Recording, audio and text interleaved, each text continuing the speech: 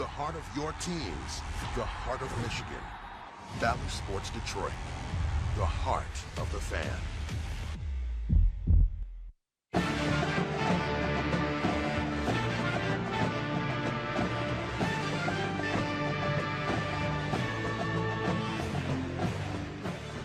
Nearly 8 weeks ago to the day, the biggest game in the state of Michigan was Clarkston and Rochester Adams. And my goodness, did it live up to the hype. Big play after big play from both sides led to an unforgettable night, with the visiting Clarkston Wolves emerging as 45-35 winners. Fast forward a couple of months, and the biggest game in the state is once again Clarkston and Rochester Adams. These two programs have dreams of Ford Field and a state championship on Thanksgiving weekend, but only one can win tonight. Will the sequel be as good as the original? Let's find out together. This is the Division I Regional Final Edition of Football Fridays on Bally Sports Detroit, as always presented by the Southeast Michigan Ford dealers. Stage is set. Let's have some fun tonight. We got a rematch of the regional final, Adams against Clarkston. Welcome to the field in a game we've been waiting for all week. He's Rob Rubick. I'm Evan Stockton. Alongside the rest of our great Bally Sports crew, we check in with Natalie Kerwin in just a second.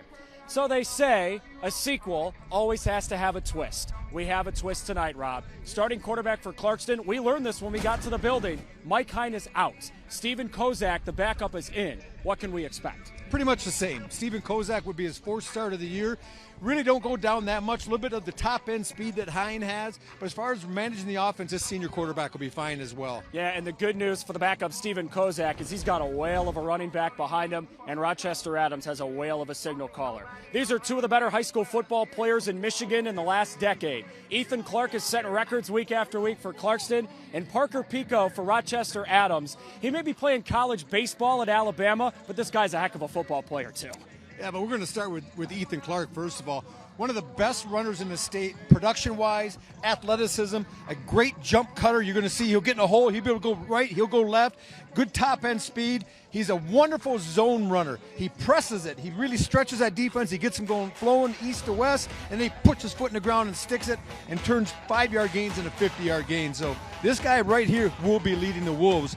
But his counterpart now that he's going up against here, you remember the Big Lebowski? I do. I'll tell you what, Parker Pico is the dude because he does everything on both sides of the football. Really improved Evan as a passer this year. Gets the ball down the field, finding Brady Prescorn, his favorite receiver, doing a nice job. And you can see in the running game, very efficient at all. Really accelerates. You run a lot of power read with the jet motion, accelerates through the hole. Turned into a complete quarterback. Also, let's not forget, he's a downhill safety. He brings it physically on the defensive side of the football as well. I can't believe we just got a Big Lebowski reference in the open. Where's John Goodman and Jeff Bridges when you need them, am I right? Look, you can't do anything in life without help from your friends. Ethan Clark has got a lot of help on that O-line for Clarkston. From the left to the right, Rob, this may be the best O-line in the state. And they're so good at what they do. They're a zone-based team. They run inside zone. They run outside zone. They do a great job of getting on and stretching and then bouncing, leaving that guy and going to the next level. They're led by, all-state 6'4", 300-pounder Cole Dellinger. His brother's playing at LSU right now, so great bloodline. But all these guys up front, you're going to see here tonight, they make Ethan Clark go the way he goes. And Ethan is such a humble guy. He understands that all the success he's having, he couldn't do it without this offensive line. On the other side for Rochester Adams, last year when we did the regional final between Adams and West Bloomfield, this guy Brady Prescorn had one offer. Now he's got 30, including Alabama. How in the world did that happen, Rob? Well, the floodgates have opened about how good this kid is and the potential he has. Still only a junior with a 6'5", 6'6" frame, and you watch him move. He moves like a smaller man. He bends extremely well. He plays defensive end as well as tight end. Evan, you see when he gets down that three-point stance, they love the loose hips. The college guys do when they can bend and get in a good football position. So he brings a lot to both sides of the football as well, like his buddy Parker Pico. Hey, as Chubbs Peterson once said, it's all in the hips. Apparently that's the key for Brady. Black Panther 2 came out this weekend. Let's have a sequel tonight, huh? Rochester Adams and Clarkston in one of the high school football games of the year. Will it live up to the hype? We sure hope so. It's coming up next on Bally Sports.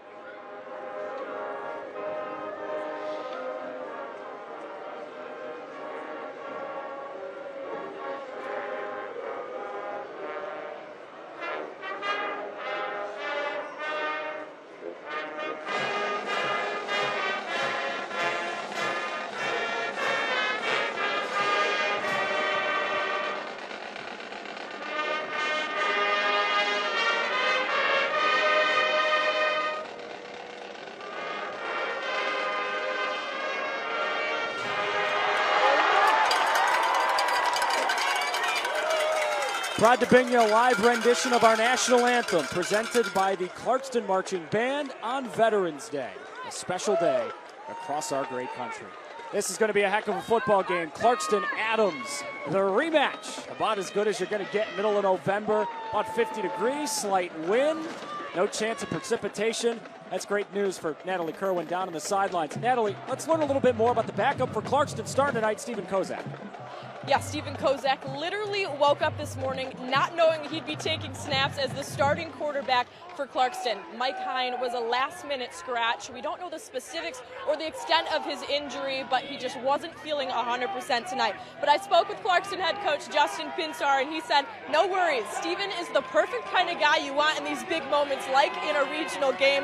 The guy is cool, calm, and collected and doesn't get rattled in big moments. This is actually his 4th start this year, so he's got that experience, even as a backup. And he just told coach before going in, oh, I'm good to go. I got this. So he's got quite a bit of confidence going into this one tonight, guys. Nat, Stephen Kossak, when he woke up this morning, as you said, didn't think he was playing football. Now the senior is playing the biggest football game of his life. Colin Timko, all-conference kicker, returning star at that spot for Rochester Adams, going to kick it deep. Team that made the state championship last year, hoping to get back there this year. But a potential pothole tonight on the road in a hostile environment at a program that is used to being right here and in a moment like this, the mighty Clarkston Wolves. Well, you said you wake up in the morning with no idea you're going to play, but that's why you practice. That's why you focus during the week, Evan, because you never know when your number is going to be called. And Kossak has experience, as you alluded to a little bit. I saw him start against Lapeer. He had a really good game running the football as well as orchestrating the offense. He was error-free in that game except for the opening play, pick 6. So let's see if he comes out with a little bit smoother start than he did against the Lightning in Lapeer. Both sidelines nervously anticipating one of the better matchups across the state all weekend long. Someone's dreams of Ford Field are dashed tonight. Someone's not waking up. Let's play some ball. And this one into the end zone and a touchback. So Stephen Kossak brings the offense onto the field first. And Rob, he's got a lot of help. You remember Bo Jackson in Tecmo Bowl? Ethan Clark is basically the living rendition of that. The career numbers for Ethan Clark are absolutely stupid at the running back spot. Yeah, he has more touchdowns this year than I did playing football for about 15 total. That was decent. Yeah, I was decent. And he is a stat machine. Some would call him a stat sheet stuffer. Say that 3 times fast. Kossak will start in the gun. You got Clark on the right side of him. Kossak, the ball in his hands, first play of the game, and it ends up being a positive play across the 25 up to the 26. What do you think's going through his mind? Well, hopefully getting the plays in, and right now after that first play, I think it's just work as usual for him. This is his 4th start. If this was like a sophomore you brought up, this is a senior quarterback. This is his 4th start of the year. He's playing against some good teams. He started against West Bloomfield, Oak Park, Lapeer. So this is pretty much status quo for this young man filling in. Second down and 4 here, half a minute in. First touch of the game for Clark. Keeping the legs moving, and he's awfully close to the first down of the ball game for the hometown Wolves. They will give him the first down. We were just talking about the offensive line that is outstanding for Rob in the open for the Clarkston Wolves. Cole Dellinger, your highlight. He's a future Michigan State Spartan. I know his brother Garrett is holed up in a hotel room in Fayetteville, Arkansas, watching this one right now. If you've ever been to Fayetteville, there's not much else to do, by the way. Well, that is a mean shot to the fine folks in Fayetteville. You are never getting an invite down there, Rob. Carry number 2 for Clark. That is what the man can do. It looked bottled up, and he ends up getting a positive chunk on first. He has those hips. Not only is he shifty with them, he's strong. So when you grab him, you get an arm on him. You think you have him as a defender, and you're going to see him come right at you here. Good penetration by Rocco Orsini, has him on the hips, and they're gone. He breaks a lot of tackles you watch through the course of the night, and guys try to grab him around those hips. He's just shifty. We're going to get some good end zone shots before this night's through, Evan. When he comes through the hole, it's a thing of beauty. Kossak wants to throw, and his first one of the ball game is high and wide right. So Rochester Adams defense, sometimes they take a back seat, Rob, to the amazing success the offense has. But don't sleep on this, guys. They've got 8 returning starters from that team that made the state title game last year. There's a couple Highlanders we got to keep an eye on tonight. Well, I think Rocco Orsini right there in the middle of your picture, number 52. He keeps things clogged up in the middle. Big physical player, goes both ways, as 7 or 8 of his buddies do as well. And also, keep an eye on Parker Pico. He's a real ball hawk in the secondary, number 11. They'll shift Cole Church on 3rd down, run it in his direction as he gets a block, and Clark's got enough for another first down for the home team, the Clarkston Wolves. Well, this is what you're going to see a lot. This is your inside zone play they run with Ethan Clark. And all it is everyone's going to kind of step play side. It's helmet on helmet, let it go, and then he's going to find the crease. Look at that helmet, and see a nice job by Church, who bounces off. And that's what I talked when he opened, Evan, is they do a good job with their doubles and then sliding off and the guy getting to the next level, locating a body. And that's what enables Ethan Clark to have the big plays. And Ethan understands all the success he's having this season. It wouldn't be for the great blocking they've got up front. Kossak keeping, and it was the wrong decision. He got sandwiched by Orsini and Tate Pico.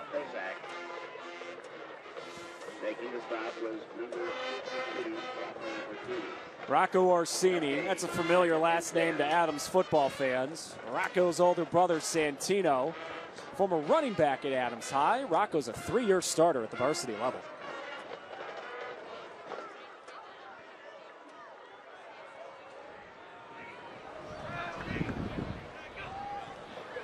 Kossak rolling right again, and his throw is incomplete. This is not the spot, Rob. You want a backup quarterback to be in. I don't care how much experience Kossak has. 3rd and long for Kossak, not ideal. No, it's not ideal for any quarterback, especially one with limited playing time as Stephen Kossak has. But in this situation now, if I'm a coach, I'm trying to figure out a way, I'm going to get it to my best player. My best player on the offensive side of the football is 34, Ethan Clark. You might see a screen, you might see a draw, something to get him the ball in space and let him do what he does.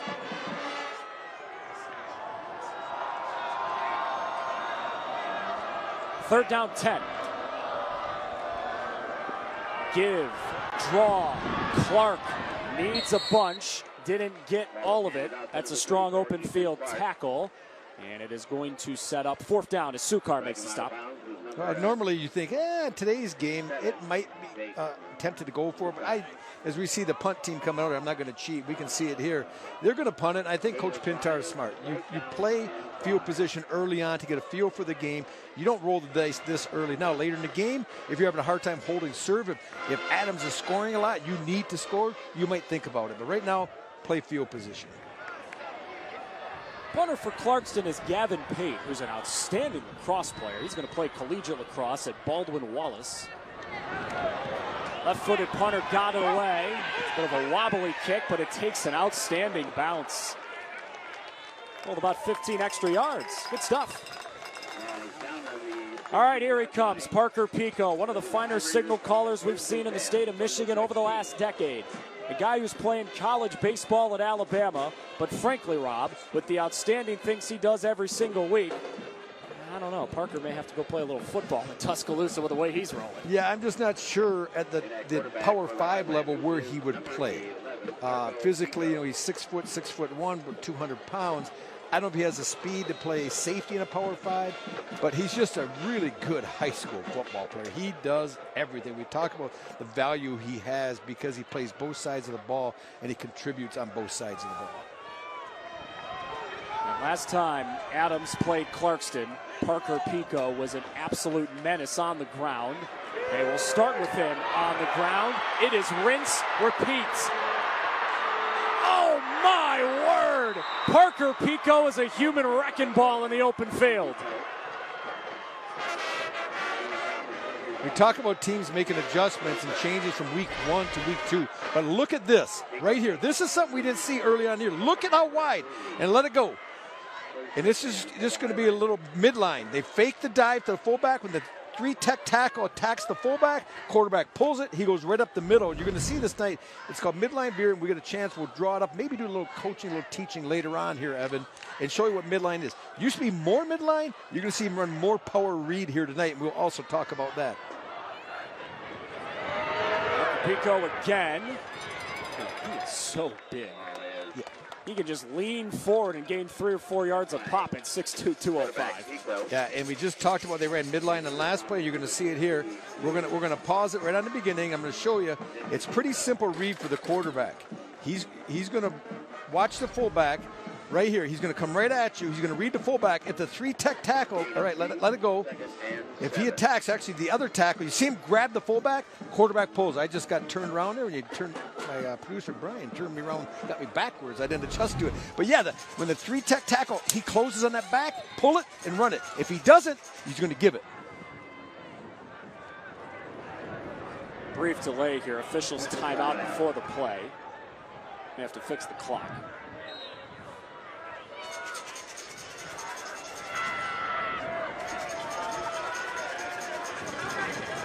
Parker gives to his brother Tate. And he's up to the 45-yard line. We told you that Parker Pico is a baseball star going to Alabama. He may be playing football, but baseball is still clearly on his mind. I don't know. He's no fashion trendsetter, I'll tell you that. That looks like something he played for Menominee, I think.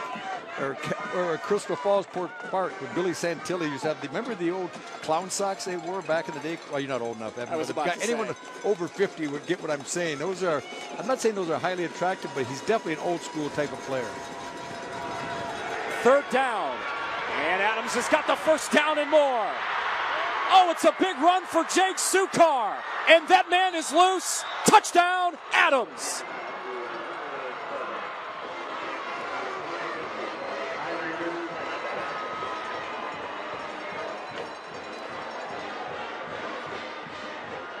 You talk about a lightning bolt to the barn. And this is power read. And this is what they like to do. They're going to bring the jet motion in, and he's going to read the jet. And that defensive end widens, he's going to keep it. But if that defensive end closes, like Clarkston did on that one, when the defensive end comes down, we're going to take another look at it. I'm going to show you later. The defensive end comes down, you give it to the jet motion. He's got the edge. Extra point up and good. Jake Sukar, a senior who the Adams coaching staff called the most underrated man on their roster. How about 45 yards to the house in a flash? Adams strikes first.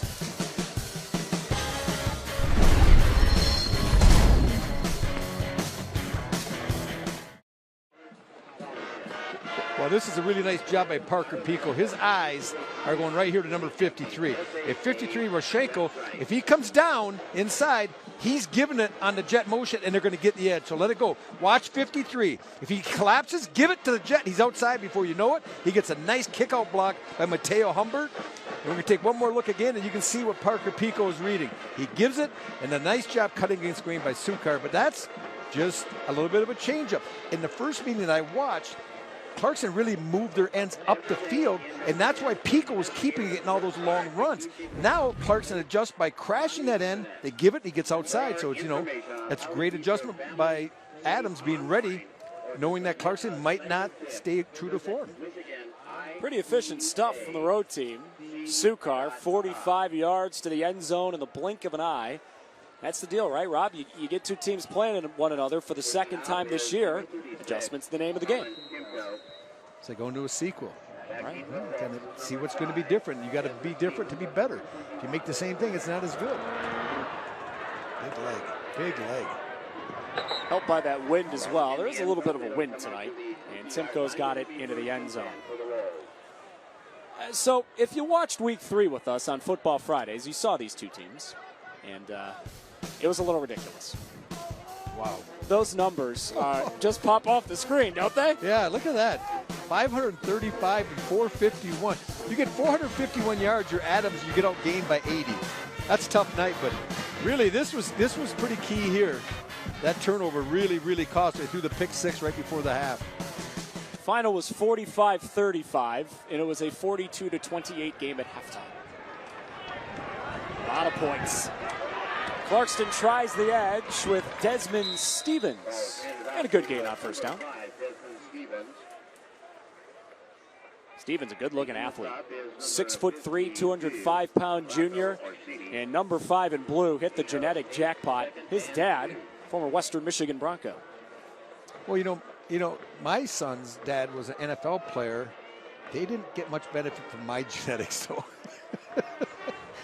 I think they looked at a lot of my former teammates and said, really? Their kids are playing? I got one that's going to be a doctor and one's going to be a dentist, I hope, so they're doing all right. Here's Ethan Clark as the Adams D-line swarms around him. He barely gained a centimeter. Head coach for the Clarkston Wolves, Justin Pintar, in an unenviable position. He's replacing a legend. Kurt Richardson, 35 years at Clarkston and 3 state championships. Now, the benefit for Justin is that he spent a decade and a half around these parts in the school district and a long time on Coach Richardson's staff. He knows what he's walking into. Ethan Clark hitting the accelerator. Ethan Clark still going. He is so much fun to watch when he gets cranking.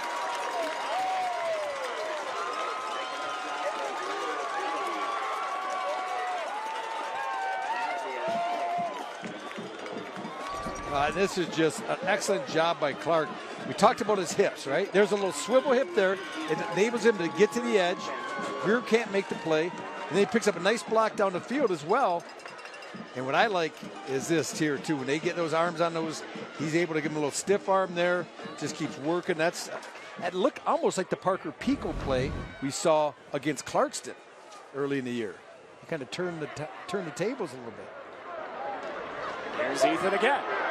Running right. And got slowed up in the open field. Wow, what a play. That's the guy who just scored the touchdown, Sukar. Yeah.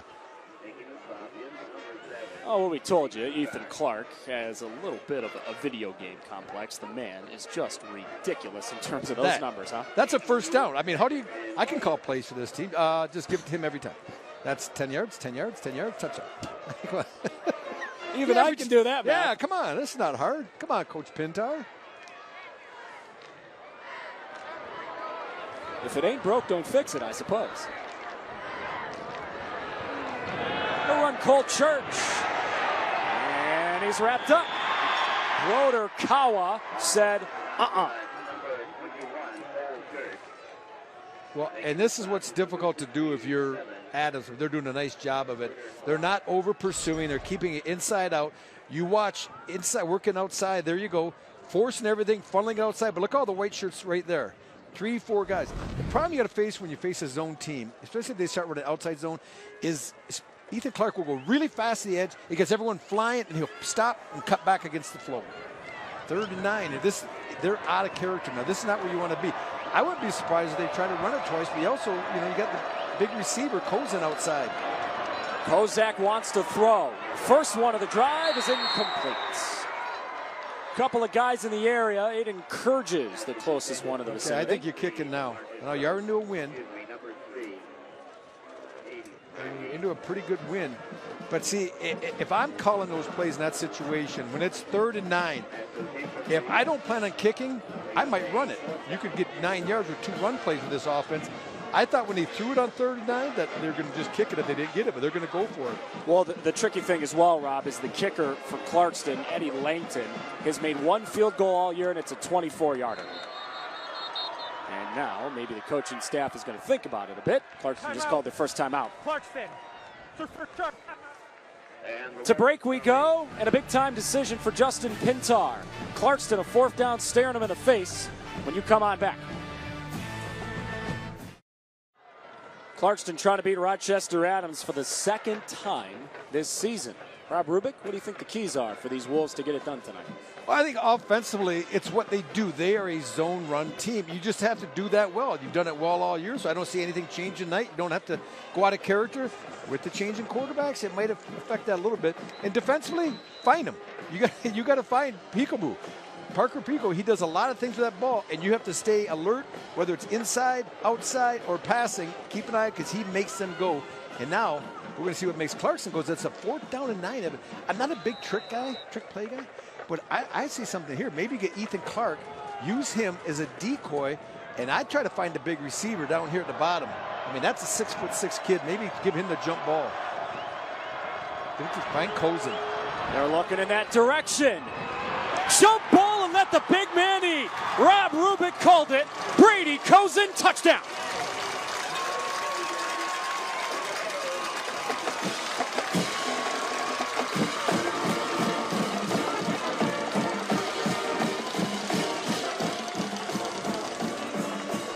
Sometimes you got to keep something simple. You got a 6'6" athlete outside, a basketball kid too. You throw him up the jump ball. You just have a genetic advantage. I mean, they don't have Adams doesn't have a 6'6" defensive back going against him.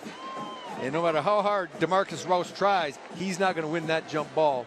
And a pretty well thrown ball by Kossak. It doesn't have to be perfect. There's a big room, a lot of room for error with a 6'6" wingspan like Kossak has. And he linked it on to tack on the extra point. And it splits the uprights to tie it at 7. Rob, I think that's such a good point you just brought up about Steven Kossak, right? I know he's a senior. He's the backup. As Natalie told us, he woke up today and didn't expect to be the starting quarterback. He's the happiest man in the building right now because he just threw a touchdown on 4th down. Oh, I'm happy for him. You know, I don't have bias in who wins this game, but I want young men to have success. And this is a great story. You wake up thinking, I'm backing up, holding clipboard again tonight, set up signal plays, and all of a sudden, no, you're playing. You're starting, and this is the quarterfinals of the state. You know, if we win this, we're going to the semis. He had an opportunity to play during the year and was successful, and he came ready to play. Started out with some poor throws, no question. He missed some guys, the ball got away, but in this one, this is what you want. Just throw it up, let your big receiver. You can see Rouse is there too. He's like, are you kidding me? And that's just nice, well thrown. I'm sure Coach Pintar told him during break, this doesn't have to be a rope, just get it up there, let him go and get it. I'll have him high point it.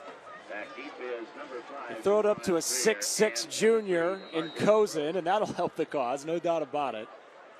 So Clarkston has the answer after Adams scored on their first drive of the ball game. Let's not forget what set that up. It was that nice run, too, by Ethan Clark. Ethan's up to 80 yards rushing already.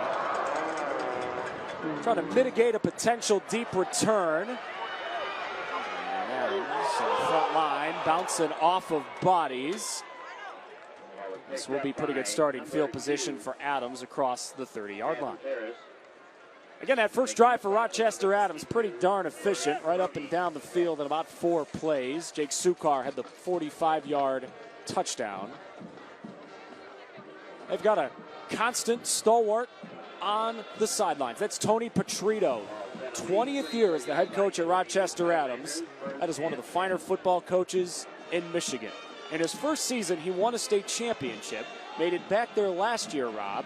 The man always looks good on the sidelines, and his teams always look pretty good, too. Yeah, he does. He's a sharp-looking man, and he's one that really delegates to his staff. He believes in his assistant coaches and lets them do a lot of the hard, heavy lifting during the game.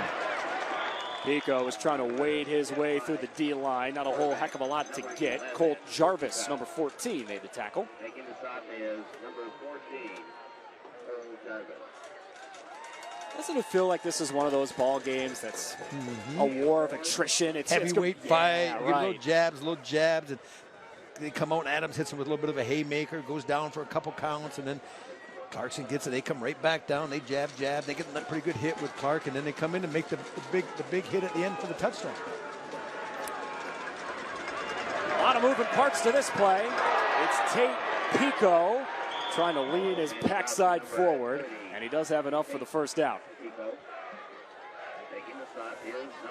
I got to believe in this game, Clarkston realizes defensively that Parker Pico just killed them the first time around. So they're going to try to get the ball out of his hands. But we saw that on a touchdown run by Sukar. They forced him to pitch it by crashing that end or hand it off in that jet sweep. They had success. Adams did. So, you just can't take one guy away, because if a good team, a good scheme offense will hurt you in other ways. Tate Pico again.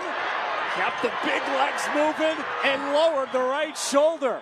You talk about a bowling ball. Tate says, brother, what you can do, I can do just as well. They've been together for quite a while, and this is just Tate Pico showing that he's a physical player. I like those two-way players. There it is. It's the power read. They come down with the end, so he gives it to Tate on the jet. And then just physical running, delivering the blow. See, I've never minded getting hit as a player. I hated tackling. To me, tackling hurt. And that's the way to go. Deliver the blow, be aggressive. Be the hammer, not the nail. That ball may be out. Tate Pico coughed it up, and it's a game-changing play for Clarkston.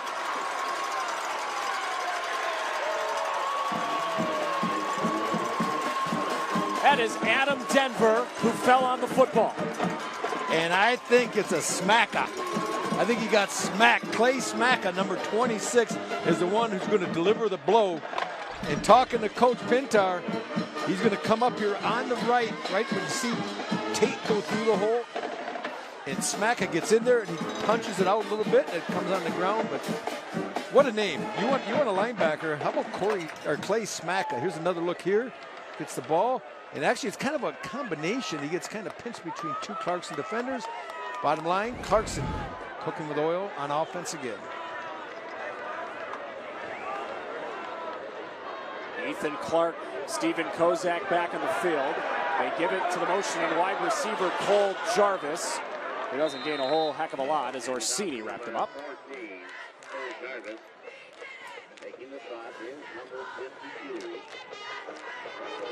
We're going to have a special treat coming up here in about 100 seconds or so.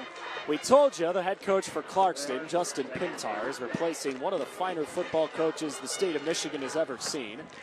Kurt Richardson, the man he replaced, will be joining us starting at the beginning of the second quarter. Excited to talk to Mr. Richardson. I am, because it's somebody actually older than I am in the state of Michigan who knows high school football. Here's Ethan Clark. It is impossible to bring him down with one man. Yeah, and now they're doing a better job of staying ahead of the chains. You know, you get a positive 3 to 4 yard gain on first down, then you come back with Ethan Clark on second down, you pick up 4 or 5 more. Now you're in a 3rd and 2, and that opens up everything. You can still run your outside zone, inside zone. You can get Ethan Clark on whatever you want to do right here, but I have to believe I'm going to see 34 featured.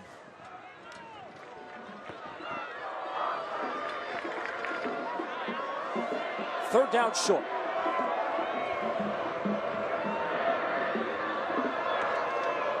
Clark again. Ethan Clark kept the legs moving, but he does not have the first down. Another decision to make for the Clarkston coaching staff, Rob. Yeah, Adams really loaded up on the box that time. We're going to get I think they had maybe 8 or 9 different bodies in the box with him. When I say in the box, within about 5 yards of line of scrimmage in the tackle box.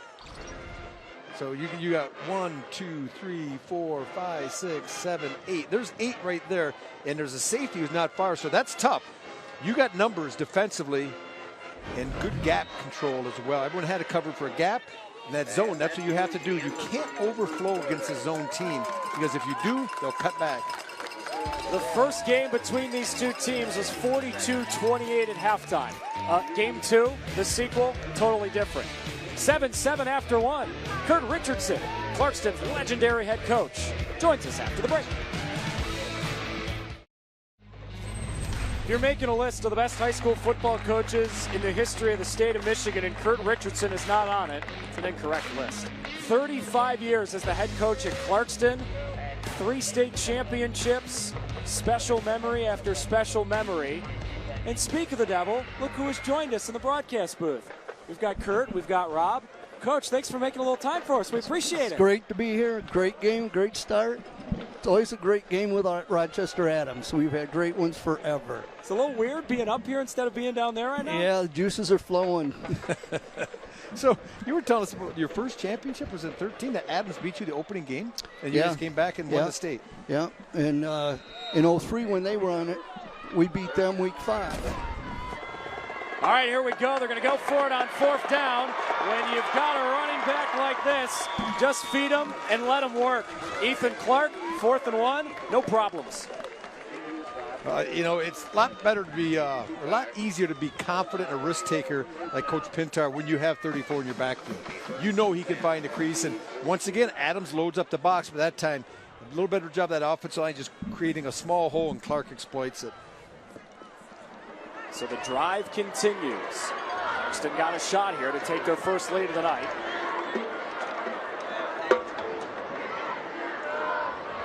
Play action. Kossak rolling away, stepping up, and brought down from behind. You've coached a lot of good backs here. I mean, you had both Erickson boys, there's been some other ones. If you watch Ethan this year, how does he rank with what you've seen for outstanding backs at Clarkston? You know, the difference between him and Ian used to see a guy and he would rather run over him. He ran to darkness. Yeah, we used to tell him, Ian, put a move on him or run out of bounds, save your body a little bit, but he wanted to run over him. Clarkie's a little different. He's going to juke you and make some moves. He's making some moves tonight, Coach. We just showed the stats. 10 carries, 96 yards. That'll work. Misdirection here, and it does not work as planned. Bottled up by the Adams D. Third down, long coming.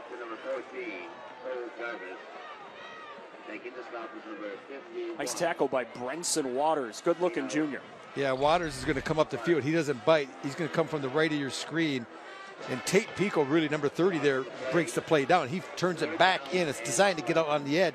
Pico very disciplined, and then Waters, number 51, kind of benefits from Pico's good play, and that's why it's called a team sport. Coach Richardson, this is one of those plays that makes your heart go in your throat a little bit. Third down long.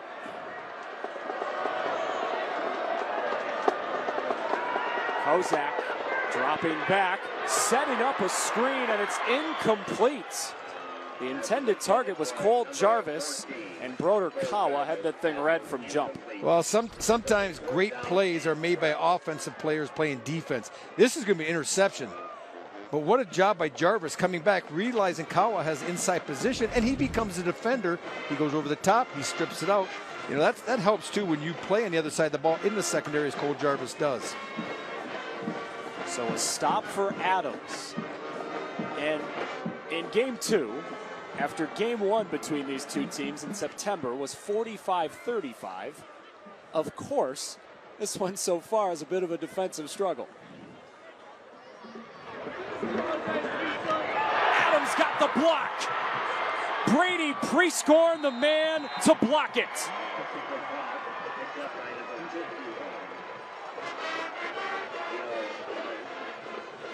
The 6'5" junior, 22 in white, got home for a big-time play for Adams.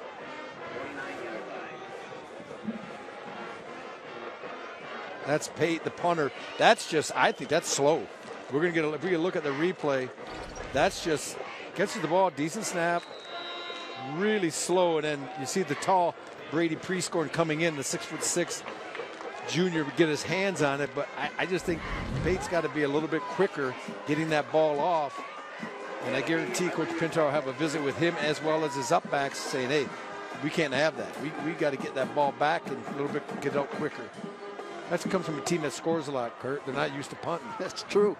And in games like this, that can flip the tide. This is Parker Pico finding real estate left side. And he delivered a big blow as he went out of bounds. All right, so we were telling you about the 3 state championships for the man in the booth with us right now, Kurt Richardson. He got the first in 2013 over Detroit Catholic Central when Ian Erickson ran wild. Coach, when you remember all the state championships, I suppose they're like your children. You love them all for different reasons. But what are some of the memories that specifically stand out from those championships? 3-2. Yeah, right. Called it, was there. Put me to sleep, but that's okay. And, you know, the first one's the first one and special, and the second one was back-to-back, so that's special. So they're all special. Shot for Pico to throw on second down. Deep shot, Prescorn. This man is a star, ready to explode.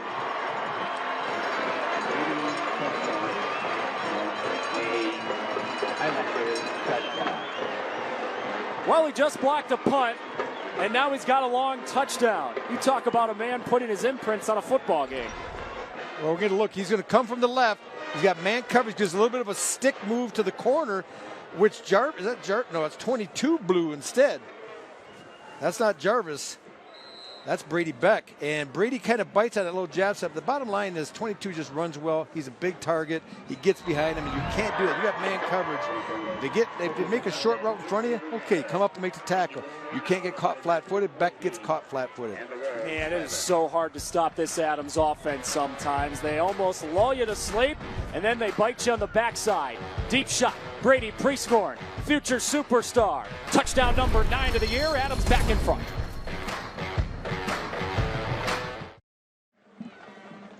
Heavyweight fight in the regional final. Adams just got a haymaker. Touchdown pass to Brady Prescorn, and Adams back in front. So happy to have head coach Kurt Richardson back with us, the legendary head coach for the Clarkston Wolves. Coach, as you now are standing in the broadcast booth with us and watching Justin Pintar take over the program that you built over 35 years, what are you most proud of about the program you've built and the spot Coach takes over now? The way they're winning. They're winning the right way. You know, they do things the right way. There hasn't been any change. The culture's the same. And, you know, there's 4 guys that stayed on staff, and that's been huge for us. I know, Coach, you rather be snowmobiling or hanging out with your 2 dogs, right? Yeah. They're doing this. I know, get them up in his boots. It's a little bit scary at first, Coach, but it's once you realize no one holds you accountable. Because when you coach or you play, you get fired or they think you're not good. Up here, they don't remember what I say. Nobody yells at you from the stands, do they? Right. Desman Stephens down the sidelines for Clarkston. Desman Stephens kept his feet, got a block, kiss him goodbye.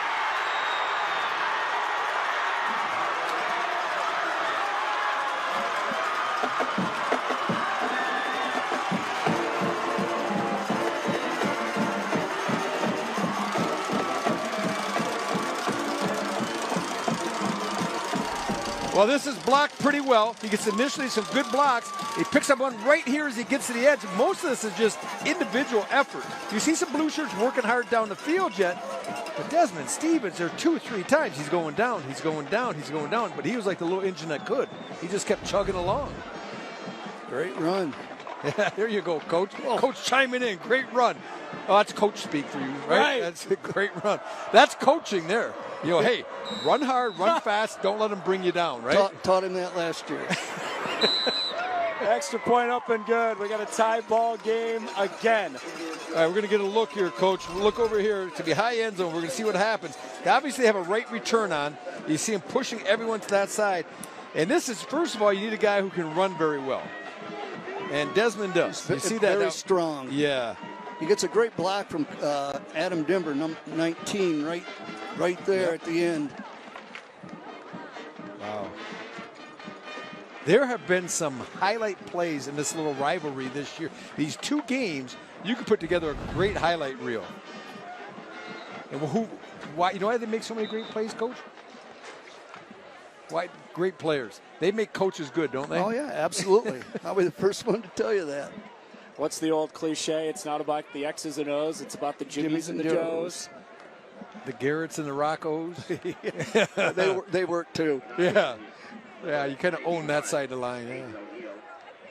I wish you could see the smile for Kurt Richardson right now. Coach up here is ear to ear grinning. That's DeMarcus Rouse back deep for Rochester Adams, another guy who's got the ability to take one to the house. He had a kick return for 6 last season.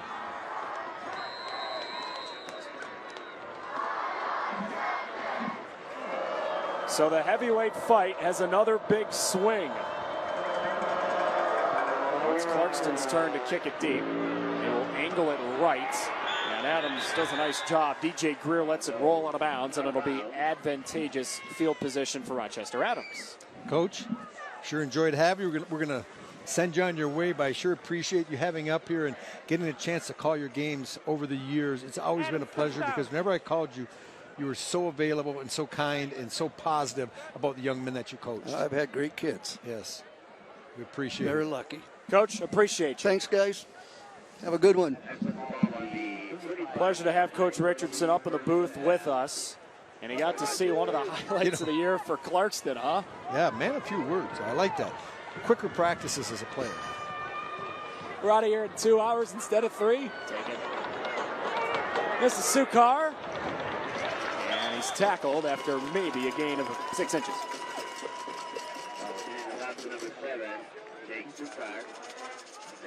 Sukar had the 45-yard touchdown to open the scoring for Adams. Kavanaugh Dighton made the tackle for Clarkston. He leads the team with 101 on the year entering tonight.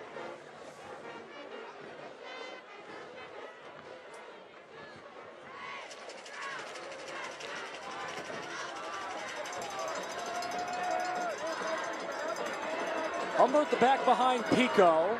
They will fake it to Mateo. Keep it with Parker Pico. That's usually a recipe for success. First down, Adams.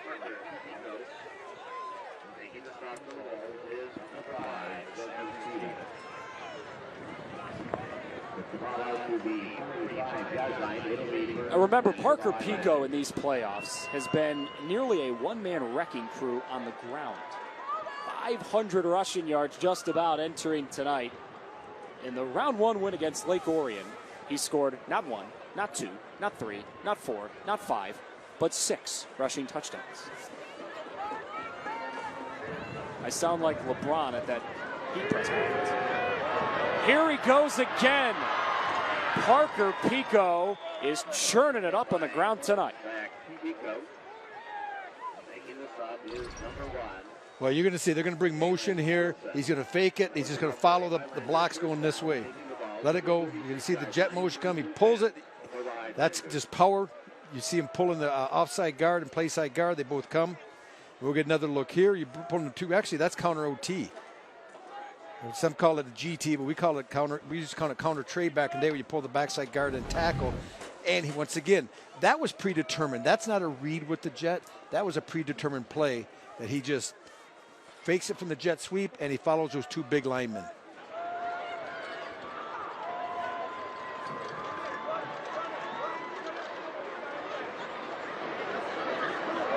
Parker gives to his brother Tate, who leans ahead and keeps it ahead of the chains on first down.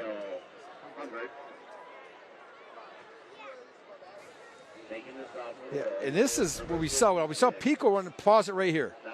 Pause it. There's no tackle taking him, right? So you give it. If a tackle takes him, then he's going to pull it. So let it go. Tackle doesn't take him, so that's a give. That's an easy read for Pico in that midline veer. And we showed early in the game how when that tackle tackled that fullback, how Pico would pull it, and then he just kind of loops and follows the same path.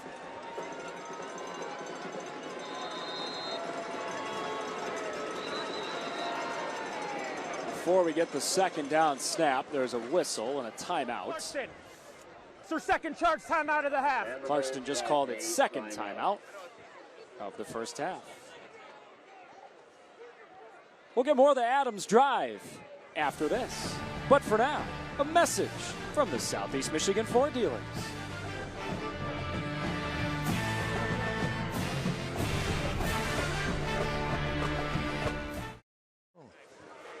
This special presentation of the MHSAA High School Football Playoffs on Bally Sports Detroit, presented by our friends at the Southeast Michigan Ford dealers. Good one developing here in Clarkston. Adams on the move in a 14-14 tie game coming up on the halfway mark of the second quarter.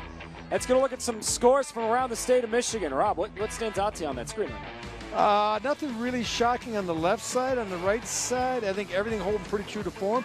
This is what dandy, though.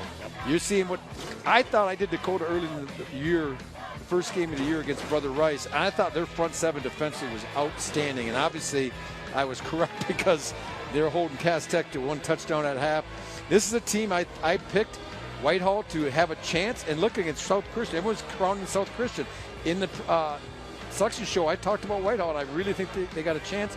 St. Mary's, the Martians are taking care of business right now against St. Mary's. On the other side, the Eddies are back again. So pretty much standard, except for the one game. A little bit of an upset. I think that Whitehall's really playing tough. You know, they kind of dethroned Montague up on that west side of the state this year. Pico on second down. Deep shot, incomplete with a flag down. They were trying to hit Priestcourt again, and he got locked up in coverage on the far side with Jalen Wilson. However, there is a flag on the play.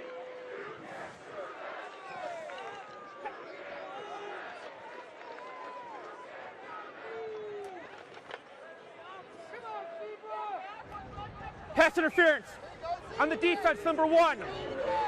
Our penalty from the previous spot. Adams first down. Now that's a tough matchup. Now Jalen Wilson he's listed at 6'3", but he's got hands on him the entire time down in pre-scoring, like a lot of kids see. The NFL and collegiate level now sells it. He does a good job selling it. He knows he's being grabbed. He's a good look at Wilson, got a little bit handsy on him. He gets touched for the penalty. On the ground, Pico. Bouncing off the bodies and getting a couple of yards on first down. Yeah, they've been running that play quite a bit here. That's the power play coming back. It was a good look at Parker Pico. We talked about everything he does, how valuable he is to this team. And last year they played West Bloom. We did that game at Adams, and we heard so much hype about this kid, but West Bloomfield did a great job. Now, Adams ultimately came back and won it late, but I've really seen this year what he's capable of. He gives to Sukar here, who cuts it up, tight ropes the sideline, and gets in. Adams back in front.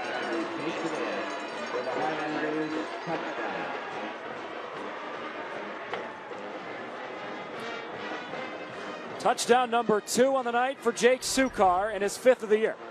Well, this is once again good job by Parker reading it. The defensive end crashes. He gives it to the jet sweep, and Sukar is able to get outside. And as you said, Evan, I think you talked about this earlier, really an underrated player. You talk about the Pico brothers, and you talk about pre-scoring, even Orsini, and there's so many different, and Patera. Well, all of a sudden, you said, the Sukar kid, he's pretty good too. And teams get to the quarterfinals for a reason. They have players. As we were just saying, sometimes it's not about X's and O's. It's about the Jimmies and Joes. This is a Jake who's a pretty darn good football player. All right, let's see it here. Let's look on the end, see if we see a crash. All right, let it go. And actually, it'll be right here more inside. There we go. Let it go. And actually, it was kind of different. It was a different look. It didn't crash, and they blocked at the point. It was almost like a jet sweep. I thought it was going to be where he's reading it, and the defense didn't crash. So I misspoke. So that's a really good job by Tate Pico at the point of attack, getting that hook block, which allowed Sukar then to get to the edge. So I stand mistaken. Not the first time in my life. I've been wrong. That will not be the last.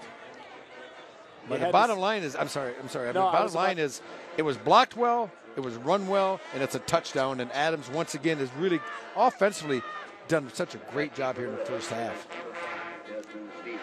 So Sukar has a couple of touchdowns tonight, and that determined senior has given Adams the lead. There's another senior, Cole Church, back deep for Clarkston. It almost seems like a big-time tennis match right now. Now, if you're Clarkston, you have to hold serve. You don't want to get down 2 scores or 2 breaks, so to speak. Colin Timko kicking it away for Adams. This is a pop-up kick. Bit in no man's land, and the front line for Clarkston does a nice job falling on the football, and it'll be really good starting field position for an offense powered by one of the finer running backs we've ever seen in the state of Michigan. Let's learn a little bit more about Ethan Clark with Natalie Kerwin. Yeah, Ethan Clark, just a stellar running back for his team, who's been chasing and breaking really all sorts of records this season. But he's humble and quick to point out the men up front. When I ask about why he's having such a record-breaking year, he says it's a group of 4 seniors and a junior. You got a lot of combined varsity experience, and those guys know how to work as a unit. And really, those guys are a big reason why Ethan's rushed for over 5,000 yards in his career at Clarkston. Ethan trying to spring another one. Ran on the left side and got tripped up as he approached the hole. Rob, to Natalie's point about that offensive line, right? We were talking about this top of the broadcast. From left to right, it's hard to find a better group in this state. It is. It's not just that they're good players. They're very well coached, and they adhere to how they're coached. They become good zone blocking offensive line, which shows on the field with the production that Ethan Clark has, because if you could be a good player, but if you're not coachable, it's not going to help. High snap. Kossak brings it down, and that high snap busted the play from the get-go, pre-scoring the man to him. And this is tough. When you're in a game that you're having a hard time stopping the other team, you have to hold serve, as we talk about. Little things can really be drive killers. This is a high snap, not horrible, but Kossak struggles with it a little bit, and then he just tries to make something out of nothing. But Brady Prescore in the 6'6" defensive end / wide receiver. different combination there. He's right there to make the play. So now, once again, you're behind the change at 3rd and 10. This is not what Clarkston wanted to see, even with Mike Hine, their starting quarterback, let alone with their backup. Kossak on 3rd down, looking left, throwing left, incomplete. Open for Kurgis with Greer in coverage. And a good job by Greer. Just running on the hip of Kurgis. And there's a look at Steven Kossak. Not the production he wanted, but it goes back to a little bit of a high snap, not fielding it clean by Kossak. You get behind the chains, you waste it down, and all of a sudden it gets you out of your comfort zone, your Clarkston, and then you have to throw the ball with a young man that didn't, remember, they didn't find out till today. So he didn't get the reps during practice during the course of the week, which is also huge. Isaac King, the man back deep for Adams, as Gavin Pate prepares to punt. Last time they tried to punt, it got blocked. There is a flag down as this punt is away. King fields a fair catch at the 30-yard line. Got to check that flag. Stop.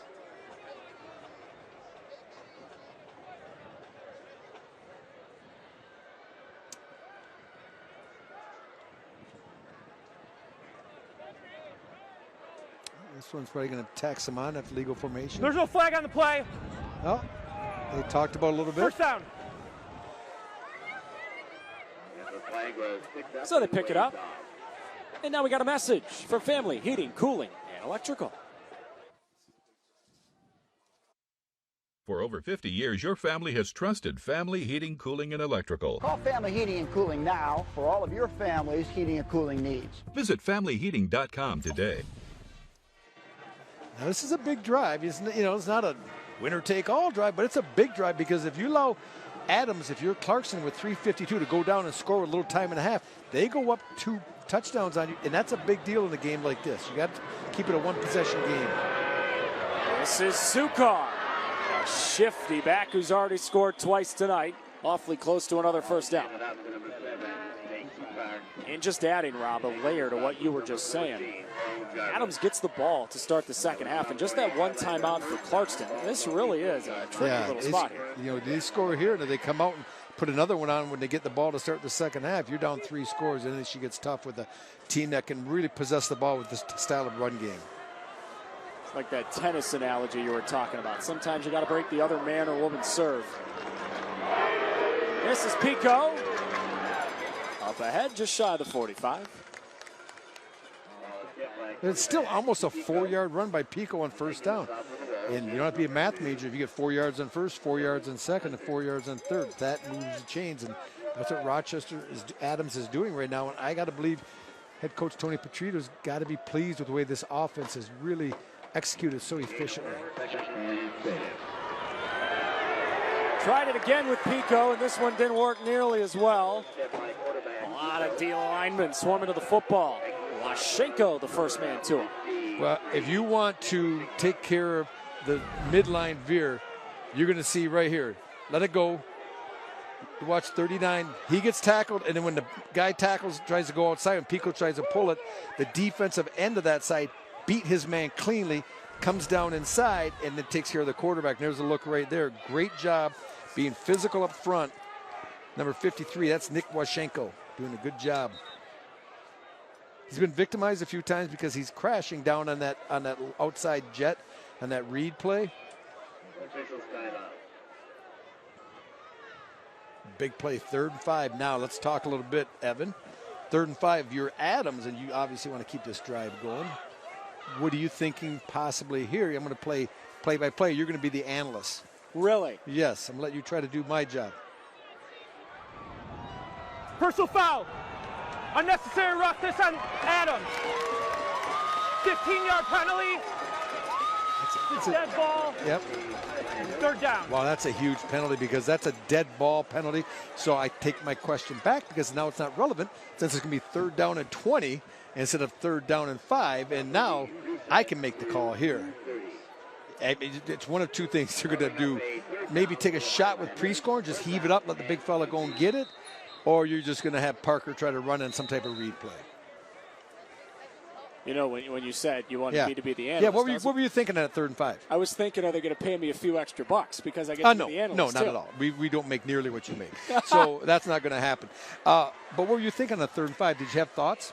I would have run the football. I mean, running Parker Keep it Pico in seems Pico's like hands. a pretty good idea. Let him read it. It should be 3rd down.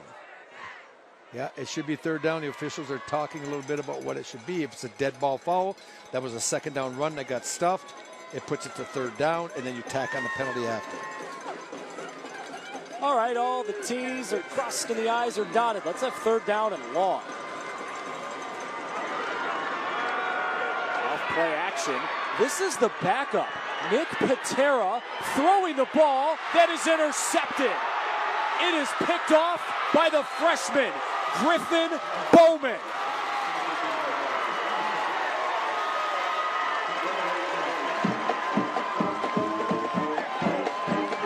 Well, I thought they might take a shot, but I thought they would go to pre-score. And this, you see Nick Patera in the game to throw. He gets pushed out of the pocket. He rolls to his left a little bit. He just, and there's trying to get Tate Pico, but instead, he finds Griffin Bowman, the freshman, gets the interception. How about that? You come up as a freshman to a playoff game, and you get an interception. That's something to remember. And how about Nick Patera throwing the football? Parker Pico, look at him, Rob. He's right there. Yeah, I'm not sure. I mean, that's the first pass that Patera threw all year. Molto interesante. Desman Stephens, who had a kickoff return for a touchdown earlier, gets the ball up across the 40 here.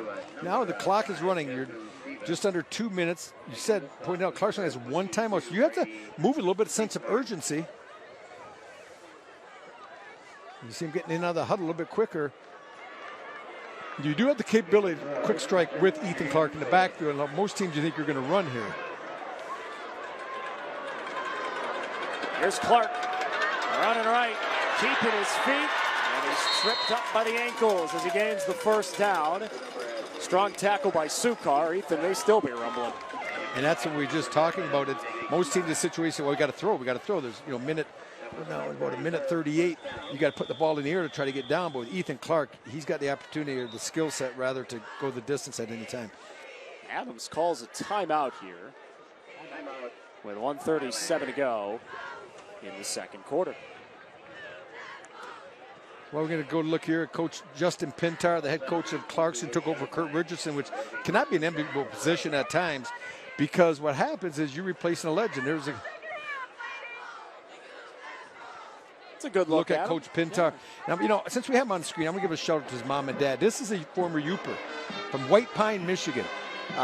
Good friend of mine, Mike Gravers from White Pine in high school. He used to drop me off in Newbury on the way home. He was about halfway home. It's another 4.5 hours past. So Coach Pintar said, hey, can you give mom and dad a little shout today? So to all the people in White Pine watching White Pine's favorite son, Coach Justin Pintar, I'm sure they're pulling hard for Clarkston. We appreciate you watching and tuning in to Bally Sports. Is there a man in Michigan who loves the Upper Peninsula as much as you? No. Heard a rumor you're going to be heading that way in just a few hours. 4 in the morning in the a.m. I'm heading up to camp. See Brother Fred and shoot a few partridge, rough grouse, hopefully.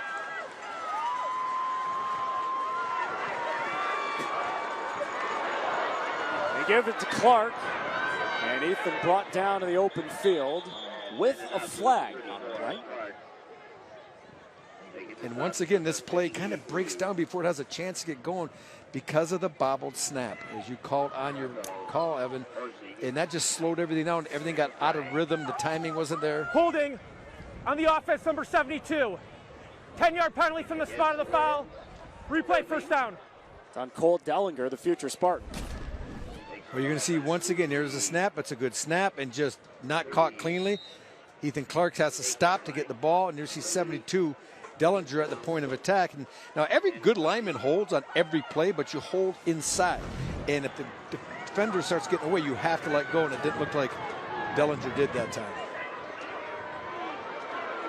Here's Stephens. He wants to throw. Desman Stephens down the field. It's called church. Touchdown.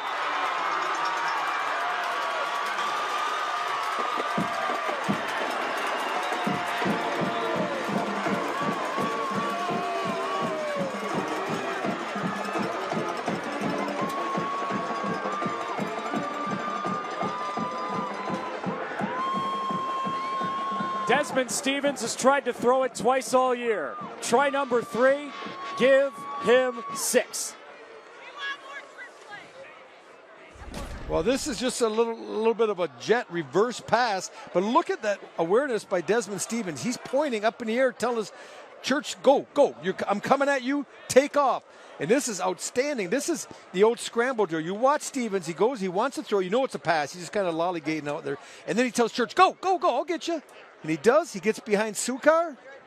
And that's a well-thrown ball on the run. We've talked about athletes, and Jim, you said Jimmy's and Joe's a couple times. You're right. You can't coach that. You can't coach a kid to say, you're not a quarterback, but you're going to roll out. We're going to give you the ball. You're going to get to throw it. But if the guy's not where you want him, direct him to go deep. And that's what Stephens did. And Church, and his credit, he was ready, and he peeled, went deep, touchdown. And this is a moment that no one wants to see. With his twin brother Parker watching, Tate Pico is slow to get up.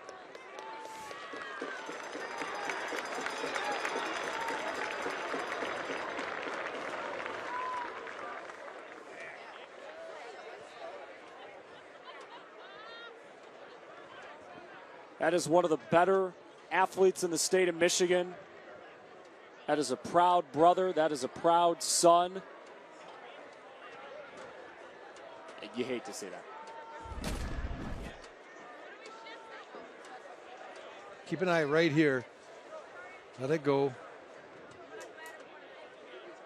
He's getting outside. Man, I don't know, maybe the leg buckled under him a little bit. It didn't look that bad, but, you know, it's funny. Some injuries don't look bad. They can be bad. Others that look bad aren't as bad, so let's just hope, keep our fingers crossed. It's not a big deal for Tate, but he's a pretty tough kid. You know, talking to Coach Tony Petrito, just raves about him. He says, I know Parker gets a lot of the love, but he goes, Tate has been a warrior for us for the past couple of years. He says he is one of the reasons that we are so sound on defense as well. So Eddie Langdon back on the field to kick the extra point for Clarkston. And it's good. Tennis match going back and forth. Oh, that was huge. Goes back to interception by Bowman. Stops that drive when Adams was starting to move. He gets the pick, and Church and Ethan Clark were able to help finish that drive for a touchdown, and Desman Stephens with the big pass and the directing. Coming up the half, John Keating and Lauren Plant will have game in progress highlights and scores from across the regional finals. Plus, special treat, we will reveal the rosters for the 5th annual Legacy All-Star Game. Justin Sassante in studio with John Keating, announcing the roster of some of the best seniors across Michigan. That is coming up in just a few minutes. DJ Greer back deep for Adams. A track star. He runs the 100, the 200, and he's in the high jump.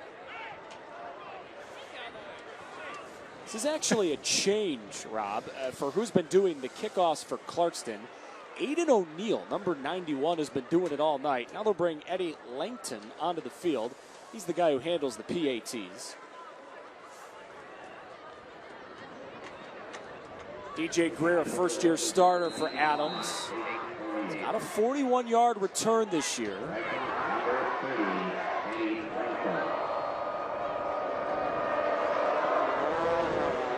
Langton will squib it. And Adams has got a chance. Running right. Waiting for room. Not much comes. Scrum for the football. It's Adams' ball. Ooh, would that been huge if Clarkston could jumped on that, because this ball does come out. As you can see, Greer going to the right. Oh, there's no question. That's a fumble. And he's able to get back on. Wow, wow, what a great scoop by DJ Greer getting it back in, because it gets knocked out and he's on his back. He's able to get the right hook on it and pull it in. 61 seconds to go, first half. Parker Pico keeps, and he's tackled from behind. Rob, I'm curious how Adams attacks this scenario. Remember, they get the ball to start the second half, too. Yeah, I don't think they're going to be too risque here after throwing an interception on the last drive. They're going to give Parker Pico a couple more chances maybe to pop something. He gets a big run. He goes again, and he got tripped up. Strong tackle in the open field by Smacka. Number 11. Making the stop was number They do have the 2 timeouts, by the way. The first time they played this year, Evan, you remember because you were watching film as well this week, this is when they threw a pick 6. So I think Coach is going to be a little bit conservative. They do have the first down with Rouse up to the 41-yard line. Clock under 10 seconds to go. It'll stop while they move the chains. Making the stop was number 33. And Adams does burn one of those timeouts they've got left. Well, Rob, you were just referencing a pivotal pick 6 in the first meeting between these two teams. Here that game was a lot like this. It was back and forth, score, score, score, score. And right before the half, you see the pick 6 by Jarvis coming up and just making a huge play. And that's really, really separated them and made it swung that game because it made it a 2 or 3 possession game where it was neck and neck all the way to that point, and Adams was never really able to recover from that point. But that was a funny game because it was at half, it was like 35-21. It was 42-28. Yeah, two touchdowns different. And it ended up being one team scores 3, Clarkston only scores 3 points in the second half, and Adams scores 1 touchdown. So definitely some adjustments were made. We probably see the same thing here tonight. Still a couple of cracks for Adams. They will run it with Mateo Humbert. And Adams. Heck, you got the timeout. You may as well use them, I suppose. Yeah, I just thought if you're going to do this, maybe start a little bit earlier in this drive. Take one of them early on after you get your first down. But now I think you're in a position, I think Coach Petrito feels comfortable enough that maybe he will throw the Hail Mary up to Brady Prescorn and see if his big receiver can do what Kozin, the big receiver for Clarkston, did early on in the game and just high point the ball, take it over the top of a smaller defensive back. Yeah, Pico's passing touchdown tonight to Prescorn. The other 2 touchdowns for Adams, running touchdowns for Sukar.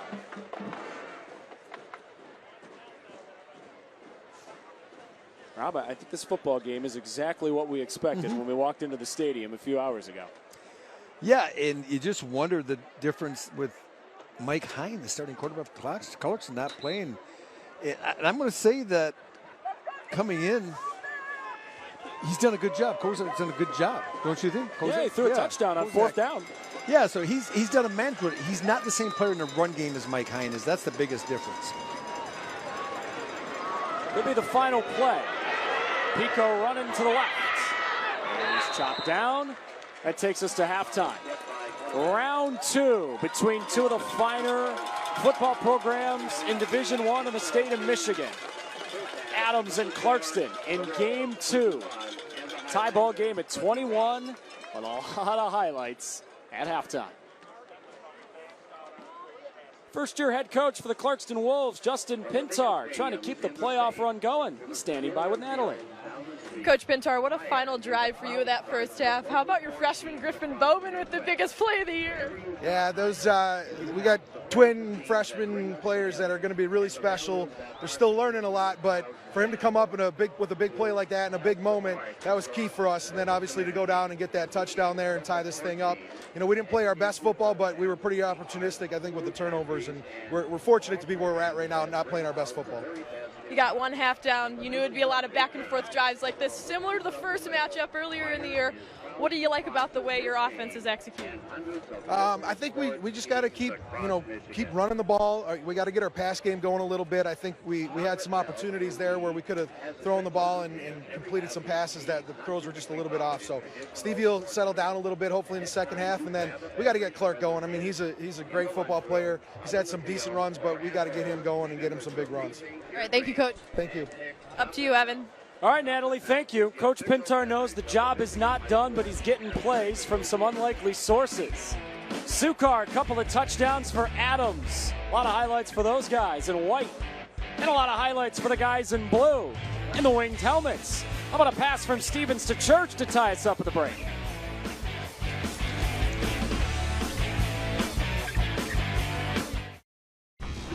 here now with Coach Petrito. That was a big half for you guys, especially defensively, the way you were able to contain Ethan Clark. How did you do that so effectively? Well, I mean, it takes a team effort to stop a kid that good, but we gave away 21 points with turnovers and not being smart, so we got to get that stuff cleaned up and help our defense and be better on own.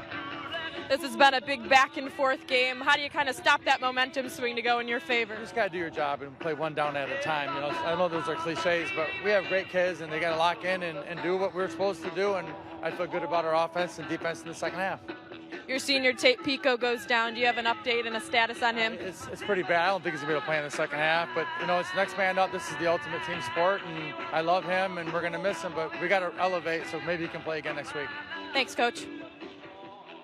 Thank you, Natalie, with Coach Petrito. And Rob, you can see the first half stats. Yeah, haymakers back and forth, and it sounds like Adams think they left a lot on the table. Well, you look at it, they really did. 269 yards for offense, but the stat that bears truth week after week in football is the turnovers. And you're a -2 if you're the Highlanders, and you're still tied in this game. So you can look at that, as Tony Petrito said, hey, we did a lot of things bad. We got to clean it up, so we got to get better in the second half. It's time for our Menards big money moments, and these are a couple of plays that are going to make Coach Petrito pull his hair out. Desman Stephens, my word, huh? Yeah, Tony Petrito's got great hair to pull out too, boy. He got a little product in it even tonight. But yeah, Desman Stephens just doing a great job on the kick return. And then what really shows the football IQ of a young man is not even a quarterback. He rolls out, tells Church, the receiver, to go deep. I'm coming to you, get behind the defender. He does, and that was a huge touchdown when Clarkston desperately needed it. 24 minutes for a lifetime in the second half for both of these ball clubs. Adams gets it across the 40-yard line. You just heard the update from Natalie and Coach Petrito. Tate Pico, who's such a stalwart on the offensive and defensive side for Adams, he's not going to play in the second half, it looks like. So, Rob, you still got Parker Pico. You still got pieces. What do you think the offensive attack plan is in the second half? Well, losing Tate won't hurt you offensively quite as much as it does defensively. He's more of a main cog in that defense. Offensively, they have other guys. You maybe see a little more Sukor, some more Nick Patera. Number 9, you get a little more dose of him here in the second half to kind of fill the shoes, so to speak, of Tate Pico. Motion Patera. Keep it with Pico.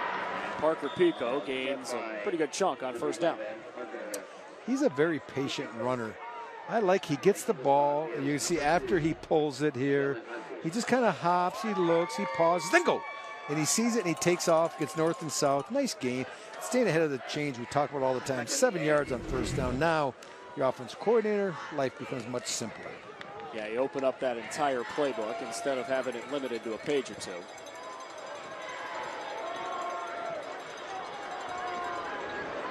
Second down, Mateo Humbert.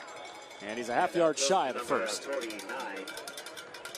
But when you get 7 on first, you pick up 2, 2.5 on second, pushing a great situation. Third down and short, and they're going to come up under center here and probably just run a little quarterback sneak. Well, they'll give it on a jet motion. They didn't need much. They didn't gain much. He got enough, though. Yeah, they did get the first down with Sukar. I'm really surprised that you wouldn't just sneak it with your quarterback in that situation. Don't even chance some penetration on the outside by Clarkston, and they were able to get a pretty good push up front, but Sukar was able to kind of bury his shoulders and get the first. Sukar, the bell cow superstar for Adams in the first half. 2 rushing touchdowns. Yeah, when you're running the ball as effectively as Adams is doing, every coach says, we should take a shot sometime. But, man, when you're being so effective in the run game. And Sukar again for a couple. Because you have, Brady Prescoring out there, 6'6" wide receiver / tight end. And you saw him connect in the first half for a long touchdown. I would like to see maybe if they get a first down of maybe 7, 8 on first down, that's when you take the shot on second, because you can probably pick it up with 2 downs remaining, and they're starting to approach 4-down territory. Opening drive second half. Rochester Adams with those 21 points in the first half. They scored 35 in the first game against Clarkston back in September. That play didn't work very well. Clarkston rallies to the ball and sets up 3rd down long. Sukar on the carry again. So as Adams has their drive to start the second half, let's give you a quick little look at how they did in the first half. They sure touched the ball a lot in that first half. Yeah, they did. You just wiped. You don't even count this one because that basically was just killing time to get in the half. So, 3 TDs. Only thing that stopped them was, you say, like Tony Pico, they stopped themselves. They had 2 turnovers that ended their other drives.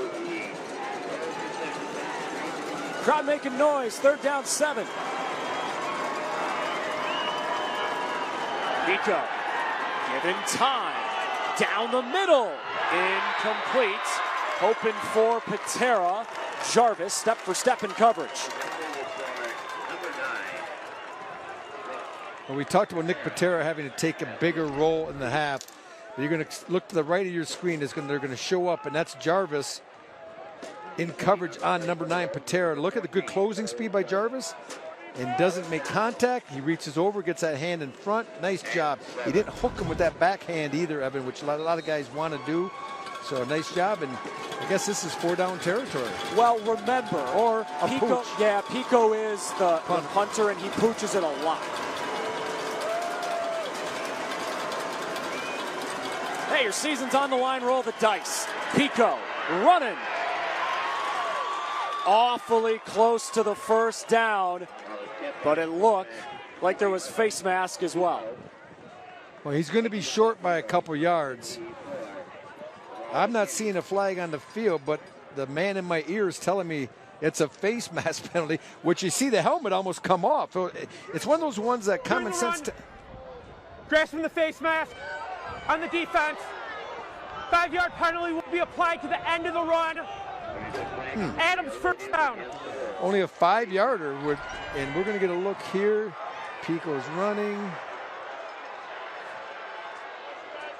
That gives the Highlanders a 1st down.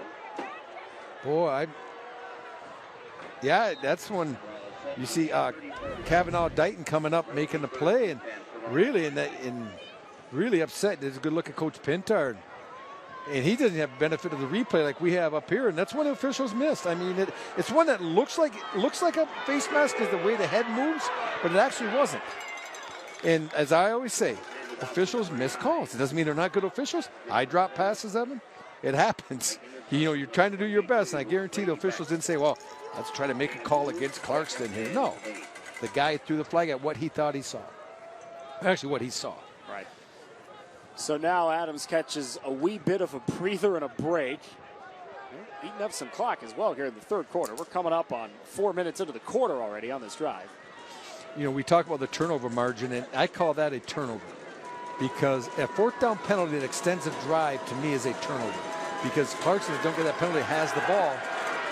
Pico has to throw it away as the pressure was coming in his grill right up the chute. And the Clarkston side's looking for a little bit of potential grounding, but Sukar was in the area. But Clarkston now doing a good job. They're getting Rochester Adams behind the sticks a little bit. Now they're in a 3rd down and 8, and this is not what they want either. You can see a good push up front coming off the edge there, getting penetration.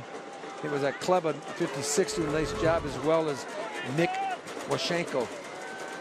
And also 54, Jamel McKinney was getting in there. Let's look at Jamel. Now 3rd down and 7. I think you go back to the run game. I don't think you push the panic button and just start winging it around. Pico rolling left and throwing incomplete through the hands of Patera again. Right, and at the risk of saying, I'm not saying he's Matthew Stafford with ability and his skill set, but this is a Matthew Stafford type of sidearm. I'm a baseball player. I'm going to just flick it out there. And it goes through the hands of Patera. Would have been a really good catch. It would have been a really good catch. But the fact that Pico was even able to get that with someone in his face to get that ball delivered, it shows his ability. So now you roll the dice again. 4th down, 8. I just think Coach got to give his running game a little more credit. We're 3rd down and 7, 3rd down and 8. You're in 4-down territory. That's 2 runs. You have an opportunity. Play action. Pico down the middle. Incomplete. He was hoping for Priestcorn. And Stephens, although he wanted the pick, frankly, that was a smart decision to drop it, because even if he catches it, you take that ball out to the 20. Instead, you get the ball in plus territory. This is a great stop. And a 4th down and 8, you know it's best on best. You see Pico coming, so who are you going to put on? You get number 22 doing a good job. That's Brady Beck in coverage. I thought it was Stephens. Stephens comes over to help. Number 5 comes from the weak side. He almost gets the interception, but Brady Beck, a 6 foot, 175-pound sophomore, does a nice job from his safety position. So the Adams offense cannot score as Clarkston goes bend, don't break. Here's Clark outside, and he's tackled in the open field. You know, I thought it was hilarious, Rob, kind of, when Natalie's talking with Coach Petrino at halftime and going, oh, you bottled up Ethan Clark. He didn't score a touchdown in the first half, but he was darn near 100 yards. That's considered bottling him up. We held him under 100. Oh, absolutely. I mean, in the first game, I think he had 2 75-yard-plus runs in the first half. Yeah. So they did do a better job of limiting the long run. I think he really only got away for maybe 1 or 2, chunk plays, 20-yard-plus runs. You take what you can get, stopping this guy. Running left side of the jet motion, it's Cole Church. Lowered his shoulder, Sukar wrapped him up, and 3rd down short's on the way. Now, we talk about how well he runs. Watch, they're going to run the jet motion, and he's going to get out in front and do a really nice job. Follow, push to the next level, skid him, hit him, stay, run, stay with him. That's a great job, not just getting a hit and a bump, but staying with the defender. And that allows the big gain by Church.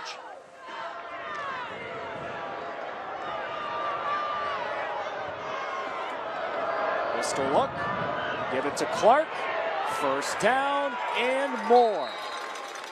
Ethan Clark keeps the drive alive. All right, now Coach Pintar and his staff is saying, all right, now we're kind of getting back into Clarkson football here. We're running 34. Let's just stay ahead of the chains. Let's run what we run. Let's run inside zone. Maybe we'll run a little counter action, but overall, let's get 34. Let's utilize our horse and just try to finish this out this drive. First drive of the second half for Clarkston. That clock coming down on halfway into the quarter. Clark on a reverse handoff. They'll run it back this way with Cole Church. Cole Church already has a touchdown tonight, and he is active on this drive. When in trouble, what do? You go to church, right? Isn't that what you do? Yes. And that's what they're doing here. You're going to watch Clark. They're going to give it to him. He's going to give it back. And the quarterback, a little bit of a mugging by Stephen Kossak that time. He gets away with a hold, and Church, great acceleration to the hole because it was turned in back inside, but Church is able to use his speed to make something out of nothing. Back to Ethan Clark. Sukar gets him. He is all over the place tonight. Number 7 has 2 touchdowns on offense, and it feels like we're calling him every other play on D. Yeah, what they're doing right now with Ethan Clark, though, is they're running their same offense, inside zone play. They're starting out of an empty set with no running back in the backfield. Then they bring him in motion, and they hand the ball. It's just the same for the offensive line. Nothing changes. It looks different to the defense because you're going empty to a back in the backfield, but it's still your inside zone.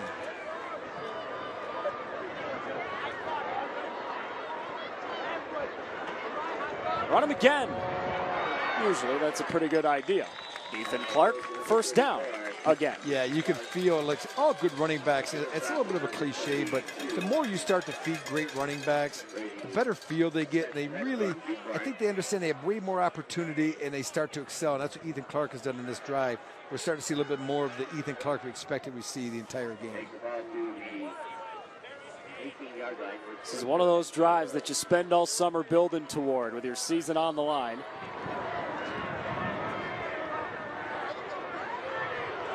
Kossak on the run. Now slowed up on the outside by Humbert, and then the cavalry comes to get him. Just a friendly reminder for if you're just flipping on the ball game, you're following high school football in Michigan, and you go, wait a minute, where's number 8, Mike Hine? Well, quarterback, the starter for Clarkston, not in the lineup tonight. So Steven Kossak is in the game. Now this is a guy, Rob, as you've pointed out, a lot of starting experience, and he's looked good tonight. He's managed the game. When you go in a game with a backup quarterback, you tell him, listen, you don't have to win the game for us. Just don't lose the game. And that's what Kossak's been doing. A guy who woke up today and didn't know he was going to start. Now the senior starts with everything on the line.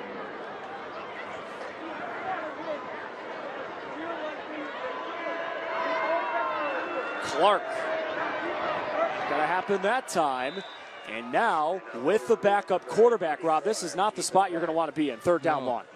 And Broder Kawa, he's given Adams reason to be hopeful on defense that they're going to slow him down. And watch this. This is the zone play. But look at him, good run through. And look how he got off on his block. A great job of shedding the block by number 67 in white, Kawa. Sheds it and it gets outside. He gets on the hips. And really, also a nice job at the point of attack of funneling it back inside. And everyone's in a gap. There's nowhere to go. When Clark wants to try to slide through there, there's white shirts everywhere. Let's see if Kossak gets really one of his first completions. They will flip it on a shovel pass. What a time to call that play. Get it in the hands of Cole Church and let him try to operate. He's darn close. I talked to Justin Pintar, the head coach of Clarkston, before the game. He said, we put in this little shovel pass.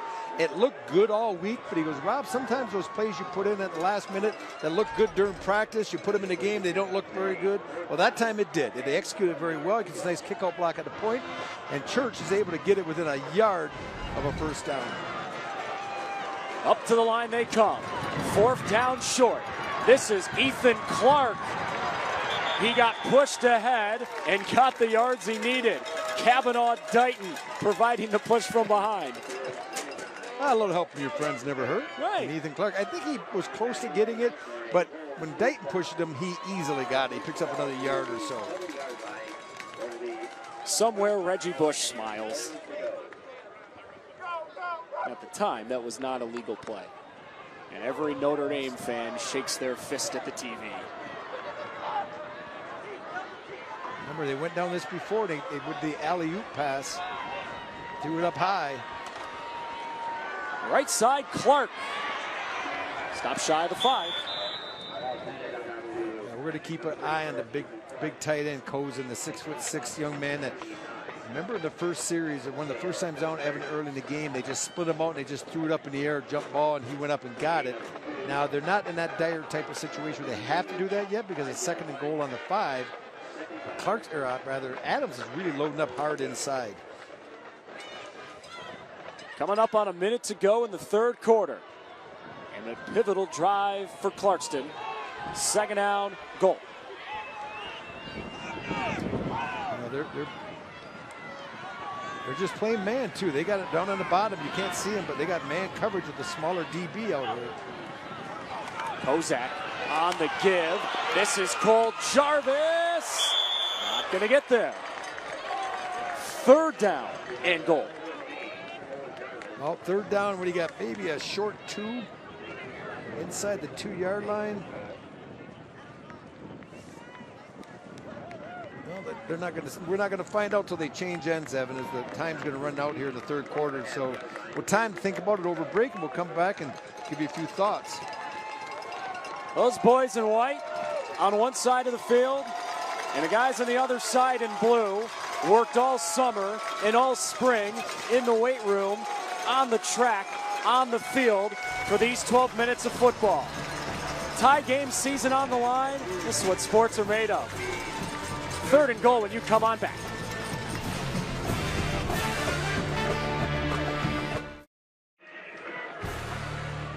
We're back at Clarkston High, a game that has proven to be one of the finer high school football games we've seen all year, just like we thought.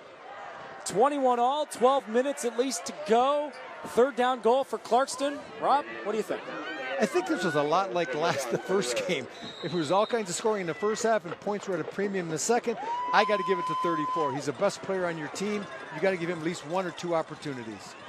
There he is, back back into the end zone again. One of the finest runners in the history of Michigan has given Clarkston the lead.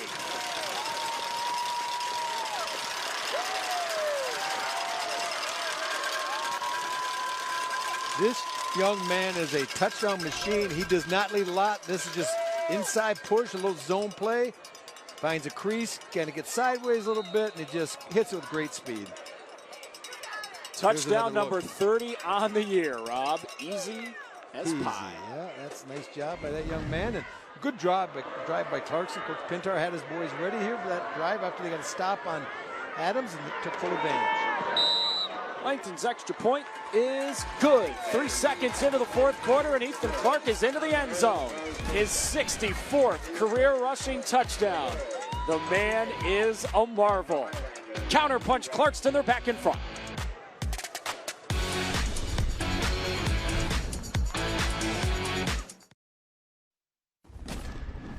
Yeah, no, it definitely is. I mean, it's a goal I had for a while. My dad put up a stat thing up like on my bathroom mirror before the season started. You know, not to think about it too much, but every day you wake up and you look at it, and it's just something that you keep building on. Yeah, it means a lot. I mean, the big thing just being like I can leave a legacy at this school for hopefully a long time, and just my work ethic that hopefully the coaches will tell the younger kids about.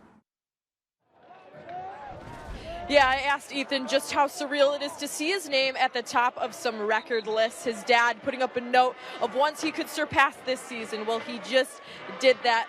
He just tied career rushing touchdowns for Clarkston at 64. If he gets another one, he'll be at the top of that list. But that list on his bathroom mirror, they were a constant reminder each day of the goals he wanted to achieve. So now he's Clarkston's all-time leading rusher, best individual season rusher, and now ties for career rushing touchdowns. What can't this guy do? Natalie, we're still trying to figure that out. Yeah, but you know, if you add the family together, Ericksons are still on top. That's 2 versus 1. Somewhere the Erickson family sits and goes, thank goodness Rob, stick it up for us. Oh. This ball's punched on the ground. Adams is going to have a chance to return with DJ Greer. DJ Greer tackled from behind as he got near the 35. Picked up by number 5. So Clarkston scores 3 seconds into the fourth quarter to take the lead. And now Parker Pico back onto the football field.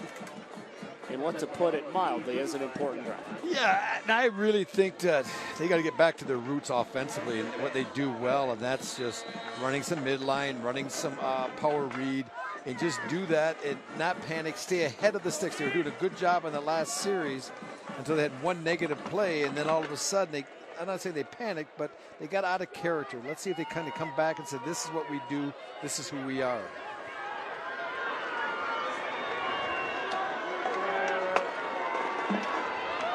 Pico keeps, and he didn't get back to the line of scrimmage. Stephens, the first man in there, number 5. Yeah, they're loading up inside. They want to run midline. Good job getting penetration, shedding blocks, getting into the backfield. Tyler Bowman. That's not bad. That's the older brother, I believe, of the freshman made the interception. Tyler did a good job, number 6, of shedding that and getting penetration. Griffin Bowman had the interception in the first half. Pico running again. Parker Pico with room left side.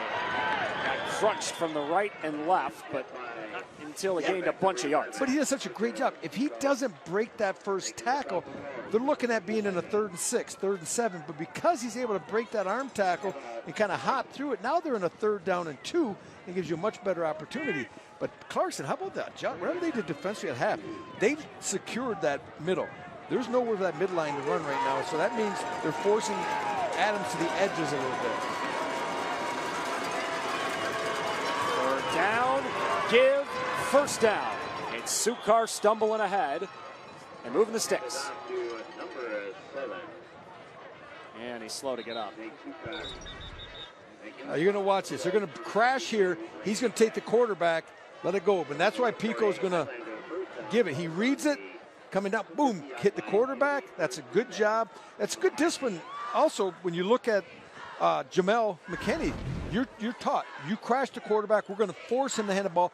We think they have a better chance of winning if 11's carrying it. So let's get the ball out of 11's hands. So they crash McKinney. He takes it. He forces him to give. But they're able to get the yards outside when the edge played with Church. The man down is Jake Sukar, who scored 2 touchdowns tonight. Pivotal member of the Adams offense. We'll check on Jake when we're back from break. Adams down by 7, but moving with the football. 10.5 to go in the 4th.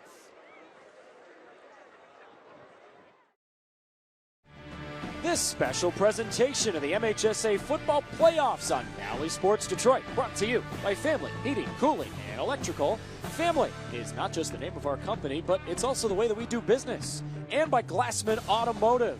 Got it, at Glassman. So if Clarkston's looking for a good omen, the last time they played Adams in the playoffs, well, they beat them in the 2013 regional final. That Clarkston team went on to win the state championship over Detroit Catholic Central for the first state title under Kurt Richardson in 2013. First down, Patera back to the quarterback spot. They fake it to the motioning Pico, and Patera plows ahead for a few yards. Nick did try to throw earlier in the game, and he threw an interception, but this is not abnormal, him carrying the ball, Rob. No, he's had 30 carries this year. Well, what we're going to see here is we're going to see some yards tacked on because they were trying to pull Patera's helmet off, it looked like to me. Now, we saw that early on where they called a face mask, even though it was just on the helmet. This time, they really were yanking his helmet, so I think there's going to be some yards tacked on here. Tacked on right. I think they just give Pico a rest every now and then and maybe say, go out here. Grass for the face mask on the defense. 5-yard penalty will be added to the end of the run. Replay first down.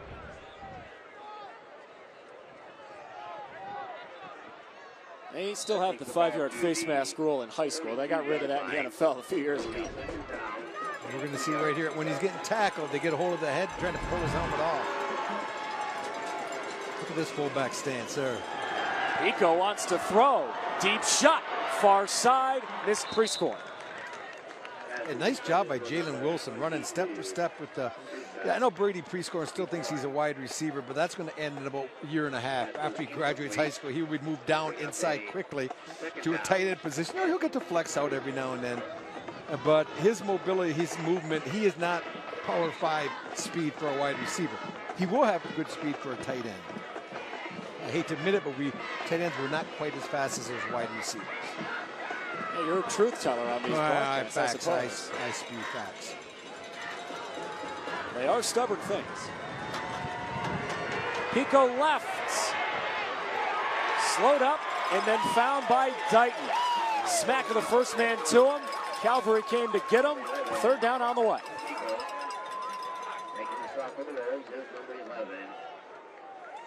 Wow, that's a good stop for the Wolves. Now it puts them in a, is it 3rd and 2 or 4th and 2? 3rd down 2. Oh, right, because they had the face mask penalty. They got the down over. So they're still in a good position. They took their shot downfield. Now I think Tony Petrie was telling his OC, hey, let's just get the first down. Let's move the sticks. Patient drive. Up on 3 minutes into the 4th. Ethan Clark has scored in the 4th quarter to give Clarkston the lead.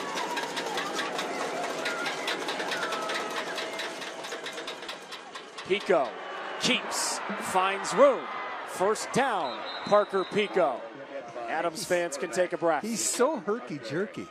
He's so difficult to defend because he starts and stops and pauses and shakes and moves. He's just very unorthodox. When he takes the ball here, it's like, there's a fake, I stop, I hop, I slide, I go, I get outside. It looked better the first time when I was watching it. He didn't look quite as herky-jerky there, but he is. Ethan Clark is too. They're very difficult to tackle because they don't give you a full shot. They have a way of just turning their body a little bit to make themselves thin. Pico throwing again. Shot for Priestcorn. He went up and got it. Oh, it's a touchdown.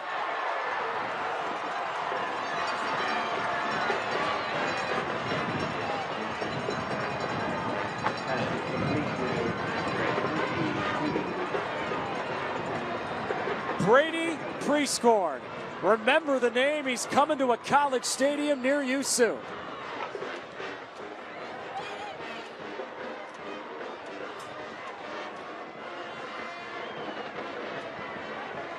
Colin Timko trying to tie up the ball game in what is turning into a classic. Oh my goodness, it's no good. That is just the third extra point that Colin Timko has missed in the last 2 years. That's a big play, but this was also a big play here. Pico, they take their shot. They get the ball vertical down the field. He says, I got a 6'6" tight end / wide receiver. I got a smaller defensive back. The 6 points isn't quite enough, though, with the missed extra point. Big plays happen for a reason, Evan Stockton. We're going to watch right here. Let it go a little bit. We're going to run this, but keep an eye on number 11. Watch this offense line. Pause it. Look at this. That's called a pocket. That's called protection. Okay, now let it go. And this gives Parker Pico time to deliver the ball. And now your wide receiver is an athlete. He's a special athlete. And you get the ball up to him. You know, Wilson's down there looking for some help. But this is also coaching. You got man outside, and you got a mismatch physically. Wilson's a good corner. He's a really good high school corner. But that's a tough matchup with a 6'6" kid who can high point the ball and with a quarterback who can put it right where it needs to be. Rob, that's the good news for Adams, but let's be blunt, here's the bad news. There's a reason this game isn't tied. It looked like my 3-iron right there. I yanked it left too, and that's tough. But a lot of game left. The good news is there's a lot of time left. There's going to be more scoring in this game, and that's a point that you're going to have to start chasing, though. If Clarkston come back and score, then Adams, you score, you might have to start going for 2. The wind gets a hold of this kick, and it's Adams football.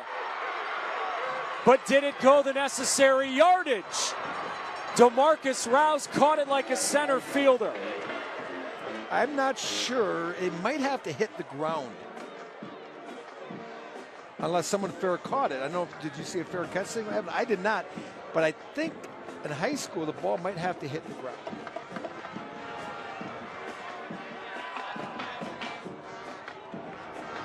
15-yard penalty from the spot of the foul. Clarkston first down. We've had him mic'd up. Now we missed it. It looked like they called catcher interference.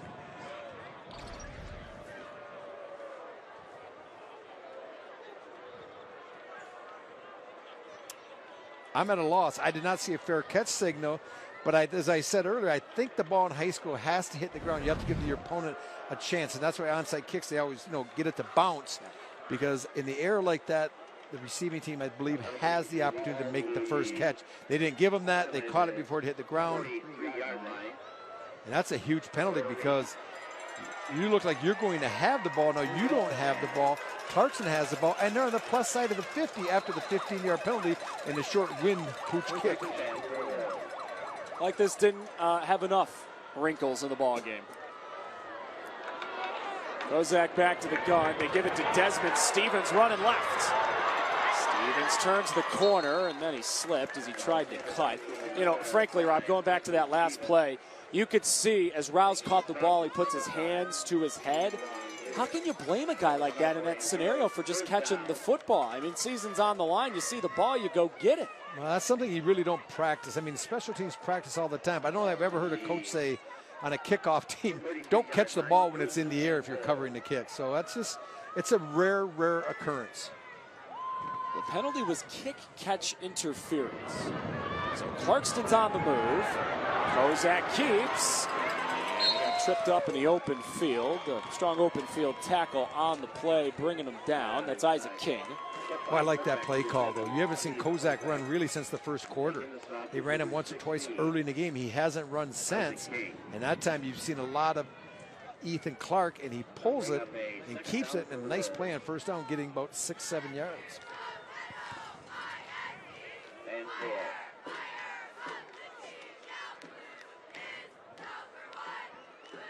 Clarkston drive on the move, second down, 4.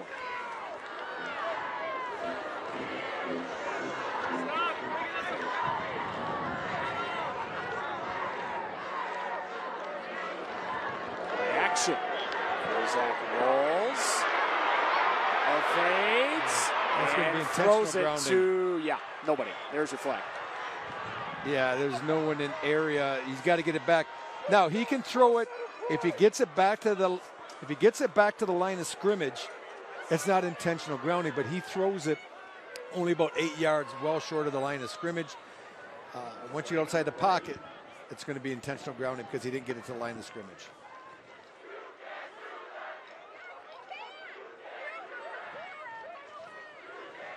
Here comes the call. Intentional grounding on the offense. 5-yard penalty from the spot of the foul. The penalty also includes a loss of down. 3rd down. That is a tough one. It's 5 more yards from where you throw it, too. We're going to see it's a little boot back to the right. Gets a good seal block. But Patera's there. And now right here, you can throw it out of bounds. But this ball's got to get back to the line of scrimmage. And it ends up being about 8 to 10 yards short of where the initial plays took off. So good call by the officials right on the spot. But you talk about wasting a golden opportunity right now.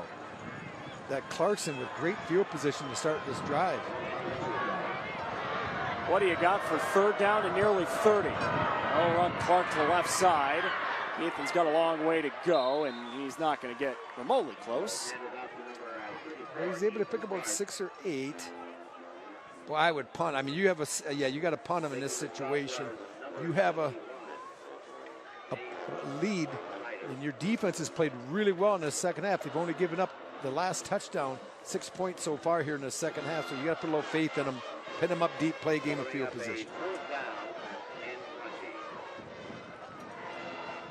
There has been a punt blocked, easy for me to say, tonight. That is Gavin Pate back there for Clarkston trying to pin Adams deep. Nearly got blocked again. This ball is angling out of bounds, and Adams will start deep in their own territory. Just about halfway into the 4th. Take a deep breath, everybody. This is fun. Now a message from the Southeast Michigan Ford dealers. Returning AZ Plan lessees can order an F-150 today and lease it for $299 a month for 24 months. Only at your Southeast Michigan Ford dealers. Think Ford first. All righty, here you go. This is why you lift those weights and run in the offseason. Down by 1, 6 minutes to go in the ball game. Rob, what are you doing here if you're Adams? Well, last drive they came out, they moved it, they had a couple good plays by Pico, the quarterback, and then they got him with the big pass to pre-scoring. But they're going to go back and do what they do. You're going to see this team, they're going to be running a little midline, they're going to run a little power read as well with the jet motion.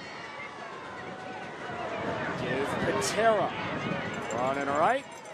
Maybe gain 2. And you can see now that Clarkston's committing that defensive end to hit Pico. And that's forcing him to give the ball on the jet motion on the read play.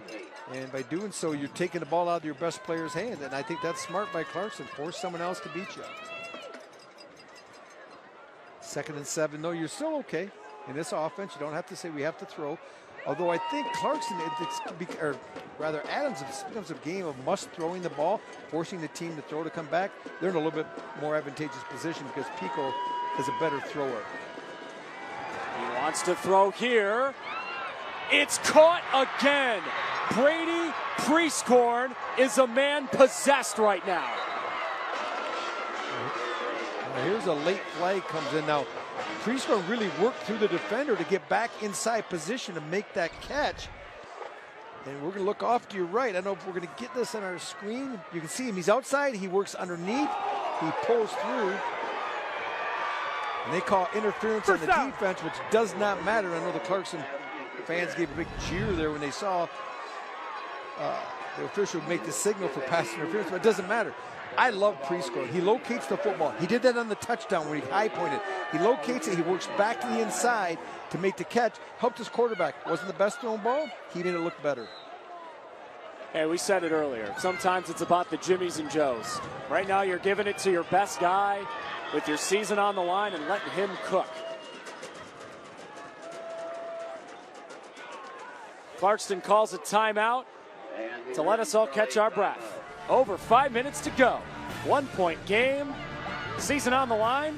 How much fun is this?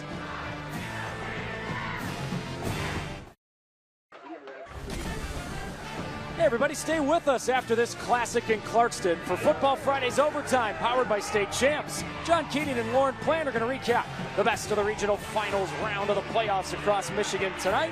Plus, we'll have post-game reaction from our game right here in Clarkston. Stay with us for the OT, powered by State Champs, and presented by the Southeast Michigan Ford dealers. You're going to see on the State Champs show when you stay watch the OT, a lot of great games around the state, and ours right here is as good as any of them. First down for Adams. You got Parker Pico plowing ahead for just a little bit. One of the scores in games that will be highlighted after our game ends. Kossak defeating Macomb, Dakota. And we got a special surprise for you. Next week, we'll play a semi on Friday night. We'll see Kossak against the winner of Belleville and Detroit Catholic Central. Belleville and CC play tomorrow at 1 o'clock. Yeah, that's going to be a great matchup. And I saw Kossak at the beginning of this, or at the end of the season, or West Bloom, I'm thinking, man, they got it going right now. They got some athletes. Adams trying to get this drive going. They give it on a stretch run to Patera with a flag as guys were getting in a tussle after that play ended. Ooh.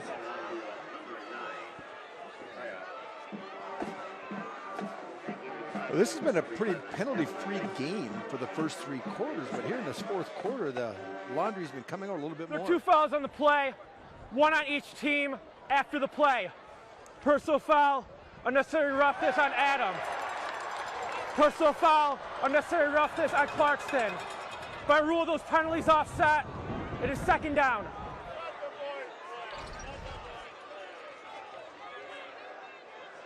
Well, this is going to be up top. See the late push in. I'm going to push you late. You're going to throw me. We're both going to get penalties that really won't affect the game because they're dead ball, and I like that. I have no problem with the officials doing that. You send a message without really hurting either team. Both guys are kind of screwing around a little bit, so give them a little warning and move on.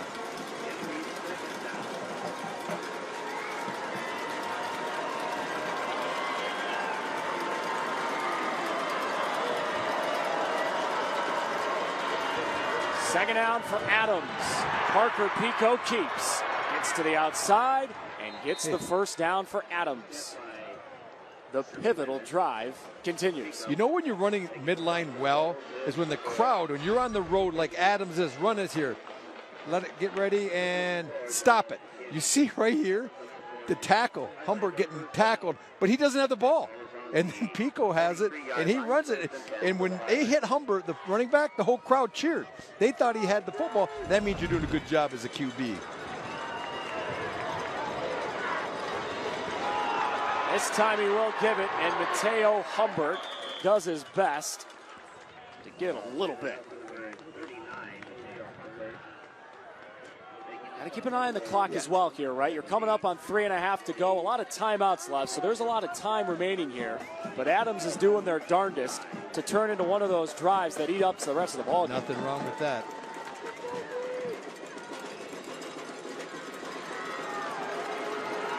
Second down and 9. Pico again. Parker Pico running left. He's got room on the outside. Parker Pico, magic.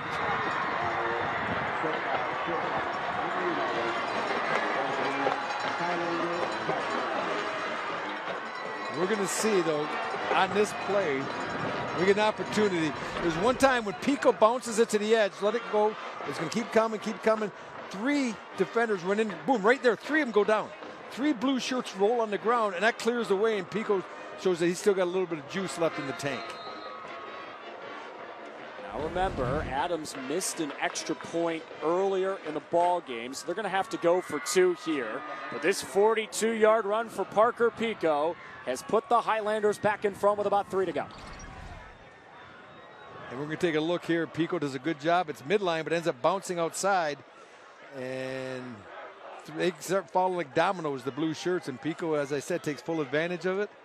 Just not enough speed. You see Jamel McKinney trying to run him down with the angle, but number 11's got a little bit too much in the turbocharged department to be caught. 3:16 left, though. Yeah, and let's look forward here to what is a very important 2-point try. What are you thinking? Well, I think you have a couple options. I think one is you can throw the jump ball to Brady Prieskorn if you see they're going to play one coverage, which would be press across everyone manned up tight with a safety free. But if they're playing some type of zone, then maybe you have an audible where you can check to a run or have Parker Pico run what they've been running all day, and that's the jet motion with the power read off it. So now when you look on the bottom here, it looks like you got a lot of room if you want to take that opportunity.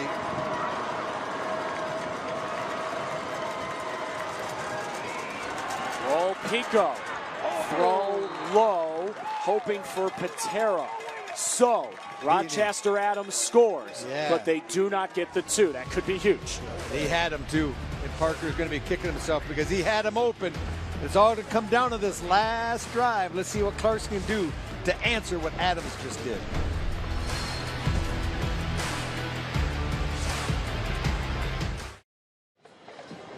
When Stephen Kossak woke up this morning, he did not think he would be the starting quarterback tonight. Senior got to the field and found out that Mike Hine couldn't go. So Stephen Kossak, in maybe the final football game he'll ever play, has got a chance with just over 3 minutes to go and his team down by 5 to make a memory that'll last a lifetime. Yeah, we're going to find out, but I still don't think that it's all on his shoulders in this situation with over 3 minutes remaining, 3:16. You can still run the ball. You got the best, one of the 2 or 3 best running backs in the state of Michigan this year. That's Ethan Clark. So I wouldn't give up on that. Maybe show him some spread formations and still try to slip some runs inside. Timko swings the leg through it. Chance for a return for Stephens. He broke a touchdown earlier. Desman Stephens tackled shy of the 35. Stephen Kossak, who has started this year for Clarkston, starting tonight after not playing a snap last week. Yeah, you know, Evan, I want to take a moment here, too. Let's talk about that line of Clarkston with Kleba and Heikkinen, Leonardson, Washenko we've mentioned, and Dellinger. These guys have done an outstanding job because they've had that box loaded on them all night, and Clarkston still is able to put 28 points on the board. So this has been a tough task for those big fellas up front, but they've been up to it.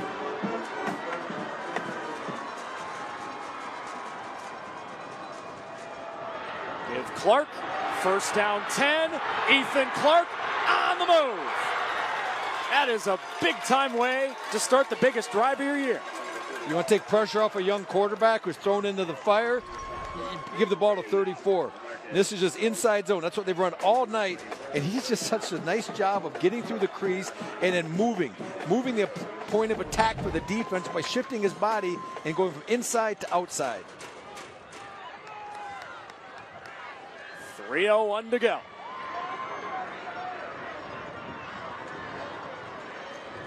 Back to Clark. Ethan Clark. Gain of about 6 or 7. I love his acceleration. I love his determination. When he commits to the crease he's taking in that zone game, he hits it so quickly. You think it looks like there's nothing there. It's going to be a 2-yard gain, and all of a sudden they spot the ball, and he got 6. Ethan Clark, a touchdown tonight. He is tied for the record at Clarkston High with 64 in his career.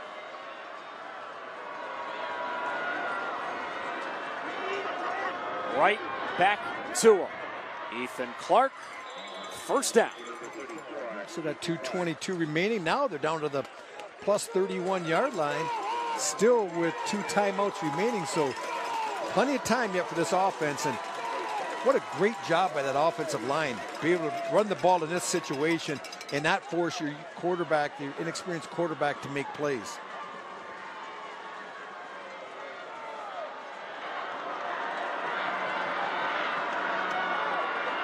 Ethan Clark, left side with multiple flags. This one's coming back. Yeah, they're going to get the All-Stater that time, Cole Dellinger, on a hold on the edge. And what happens is when you're trying to seal that guy, we're going to look at 72 right here. Keep an eye on him. Doing a good job. He's okay yet. The defender gets outside. You can see it right here. Look at that. Both hands grabbing and mauling.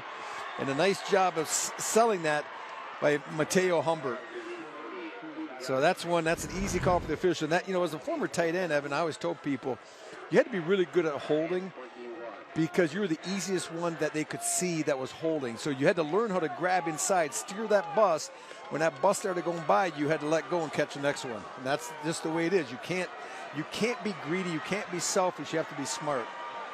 And now you got Steven Kossak alone in the gun. Stevens on the reverse handoff, giving it to Clark. Ethan Clark is not down on a play where there are a lot of wrinkles and a lot of potential roadblocks. That ends up being a good one. But you got to hurry now. That clock is still going. You're minute 23 and winding down. You got to get those plays in. That was, as you said, Evan, on your call, that's a great job by Clark, because that was going to be a 1-yard gain, and he ended up getting about 7. But sooner or later, you got to take a shot.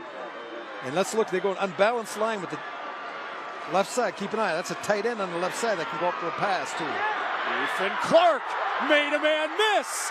Ethan Clark, first down Clarkston with a minute to go. He is a slasher and he's a dasher. He does a great job of getting that crease, making people miss, moving the sticks. We're going to see now Clarkston calls a timeout. Frankly, I was wondering, they're kind of a game of chicken with the timeouts. That is actually an Adams timeout, by the way. But let's get another look at Ethan Clark making magic. You're going to see he's going to look for the crease. It ends up being outside, and then a little cutback. Now you see me, now you don't. Run a little power on the back end. Get the first down, get back up when we get in the huddle, because we're going to do this again. It's like the same story you've seen time and time again if you're Adams, and you think you've got him defended, and all of a sudden he pops 2 or 3 nice long runs in this drive. Ethan Clark, one of the finest running backs this state has ever seen.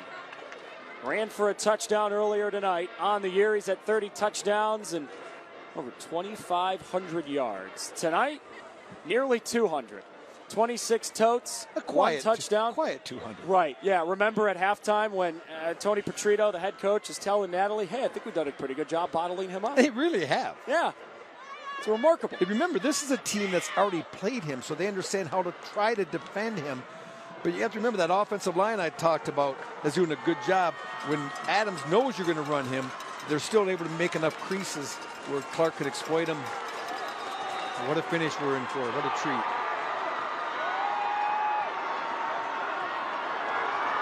Give Clark. Ethan Clark tripped up by his ankles by Rocco Orsini. Way to run through. That's a good job. That time you saw a crease, and they both saw it. Clark's trying to go through, but Orsini's coming through on the other side and is able to get him down before he could get going.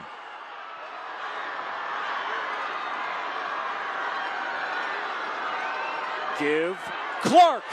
Ethan Clark had the end zone in his sights, but Sukar saved the game.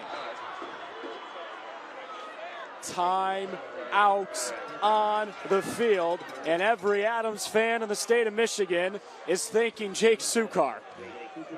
Well, let's take a look here, and this looks like it's going to the house. Once again, a great job by Ethan Clark with the cutback game. You're going to see this is just inside zone again. He sees a hole to the left, he starts going, and Sukar just dives and is able to get him by the ankles a little bit. What a nice job. We talk about cutting back. All the flows going. Your offensive line stepping one way. Everyone's flowing that way. If we get one more look at that in the truck, you're telling my boys, I want to show you what a great runner can do, Evan, in a situation like that. Really nice job of going against the flow, getting the defense going. There's Coach Pintar talking a little bit. And, you know, in this situation where you're coming down the field, you think, oh, they got to throw the ball. We were talking about with 3 minutes ago, you were saying, hey, the young quarterback didn't think he's going to have to lead this team down the field. I'm thinking, well, you know what? You got a pretty good guy right there, number 34, and they've been feeding him. Put yourself in the shoes of Ethan Clark there. He's thinking, I have that thing. Instead, you got 3rd and 1, and I think every single man, woman, and child in this stadium knows who's getting the ball. And then you got to be quick. You're either going to spike it if you do get the first down, because they'll stop it momentarily to move the sticks.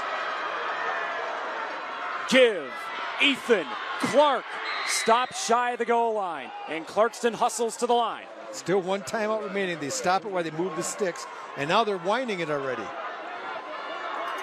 25 ticks and counting to go. Ethan Clark, no. Take a timeout. You got to take a timeout. Clarkston burns their last.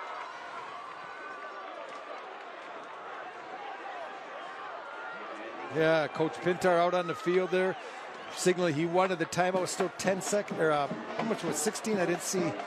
We got the timeout clock going. What do we got here? 18.5.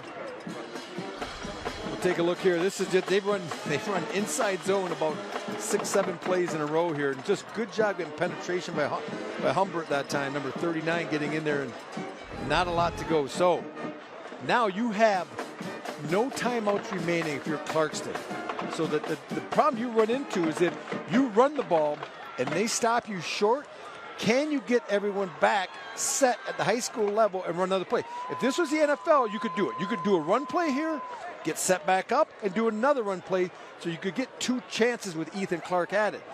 But right now, I think what I might do with 18.5, it's only second down, I put Kossak, I flex him out. I throw one to him, and if he catches a touchdown, if it's incomplete, stops the clock, then you can come back with Clark on the next time. But I have no problem with you trying to flex the big man out and take a shot.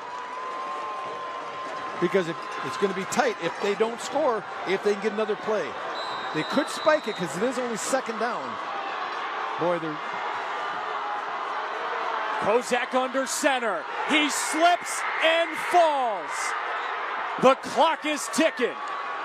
Under 10 seconds to play. I would spike it. Kossak's got to spike it. And he kills the clock with just about 6 seconds to go. So now here you go. Stephen Kossak, the senior quarterback, the backup, who woke up today thinking he wouldn't start. He is starting, and he probably needs to throw with the season on the line. Adams just burned their last timeout. Well, he's just coming out from under center. It's just going to be, I think they're doing a boot. You can see right here in the end zone, number 88 running across. That's Kossak. They're going to try to run the drag route to the tight end and pass the ball, and I like that idea.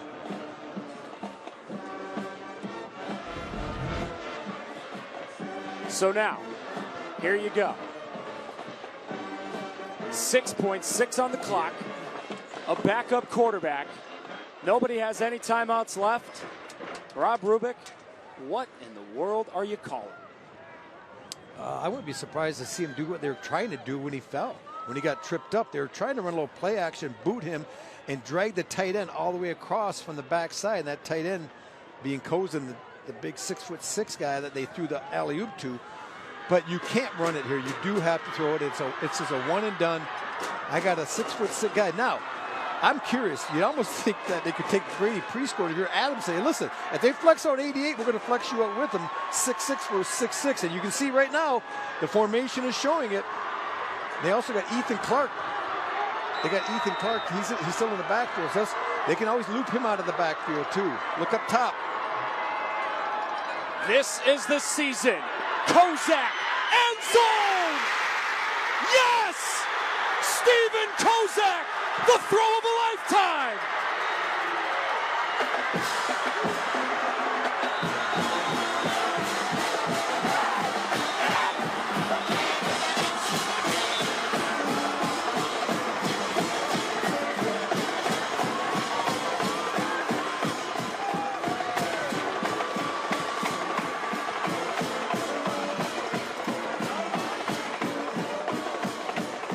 When Stephen Kossak, number 7 in blue, woke up today, he didn't think he was going to start.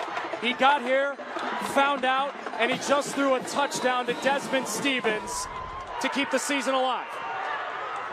Well, we've talked a lot about Ethan Clark, but there's the man right there. 3 plays in this game, number 5 has made. 1 is a return man, 1 is a quarterback, and 1 is a receiver. The three of the biggest plays of the game, number 5. Desman Stephens makes. They will go for 2.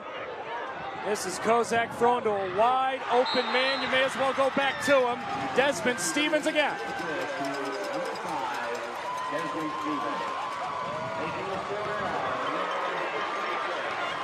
And look, as we watch back this play, Kossak a heck of a throw, but you got to tip your cap to Stephens. This is one whale of a catch. Well, this is a young man that was a corner all the time for him last year, but he grew about 3 or 4 inches and got bigger. So they moved him to safety, they moved him to backer. They're getting more out of him. They're getting a lot more mileage out of number 5. And he is just an innate player. He has great understanding of football. You can see how he left himself a little bit of room. A well-thrown ball, and the coverage is there. I mean, it's tough to look at this and say he gets open a little bit. He loses the defender that time, DeMarcus Rouse. But what a ball, and what a job catching and getting the foot down. Player of the game. I know Ethan Clark has 200 yards. Player of the game to me is Desman Stephens. If he doesn't make those 3 plays in this game, I don't know. Our player of the game tonight brought to you by the Southeast Michigan Ford dealers. Well, this thing is not over. It is 36-33 with 1.8 to go, and this is where the third phase of football plays such an important role.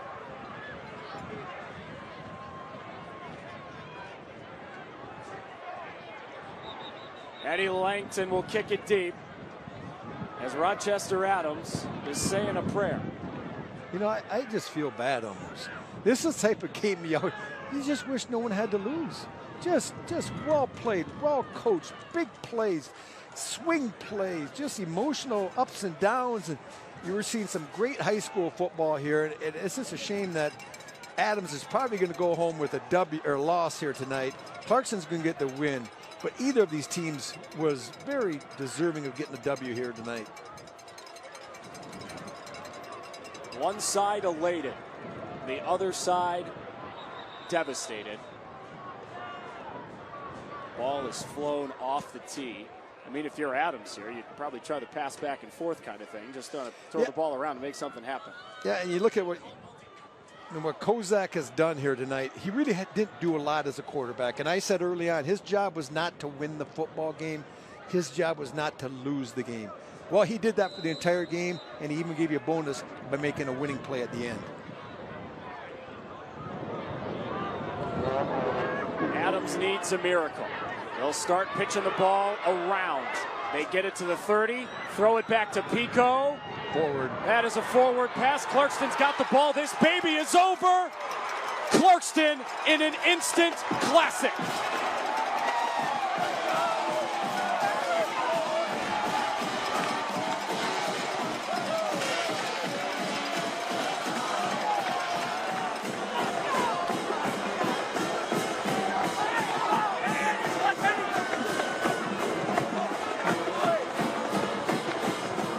Well, there's only one man in the world to talk to. Natalie Kerwin standing by with Stephen Kossak. Stephen, you're a regional title winner. You had no idea you were going to be the starting quarterback as of this morning. How's it feel? It feels great. It feels great. I love the team. I love everyone. I got no words. It feels amazing. How much confidence did you have coming into tonight that you could get the job done with a tough rematch like this? A lot of confidence, a lot of confidence. I had a confidence in the team and everyone else and to the coaches. There's a lot. It's good. You're down by 5 with 10 seconds left. What did you see on that pass to Desman Stephens? I knew Des. I trusted him, so I just threw it up there, hoping he would make the grab, and he did. So, yeah. How happy are you to be able to take home and move on to this next round? Yes, very happy, very happy. Congratulations. Thank you, thank you, thank you. Up to you, Evan. I mean, what more in the world needs to be said? Stephen Kossak, congratulations, my friend. What a moment. That is a memory he will tell his grandkids someday. Clarkston wins in a classic. Our coverage starts and continues right now. Football Fridays overtime powered by state champs. Keats, Lauren, take it away. My goodness, what a ball game.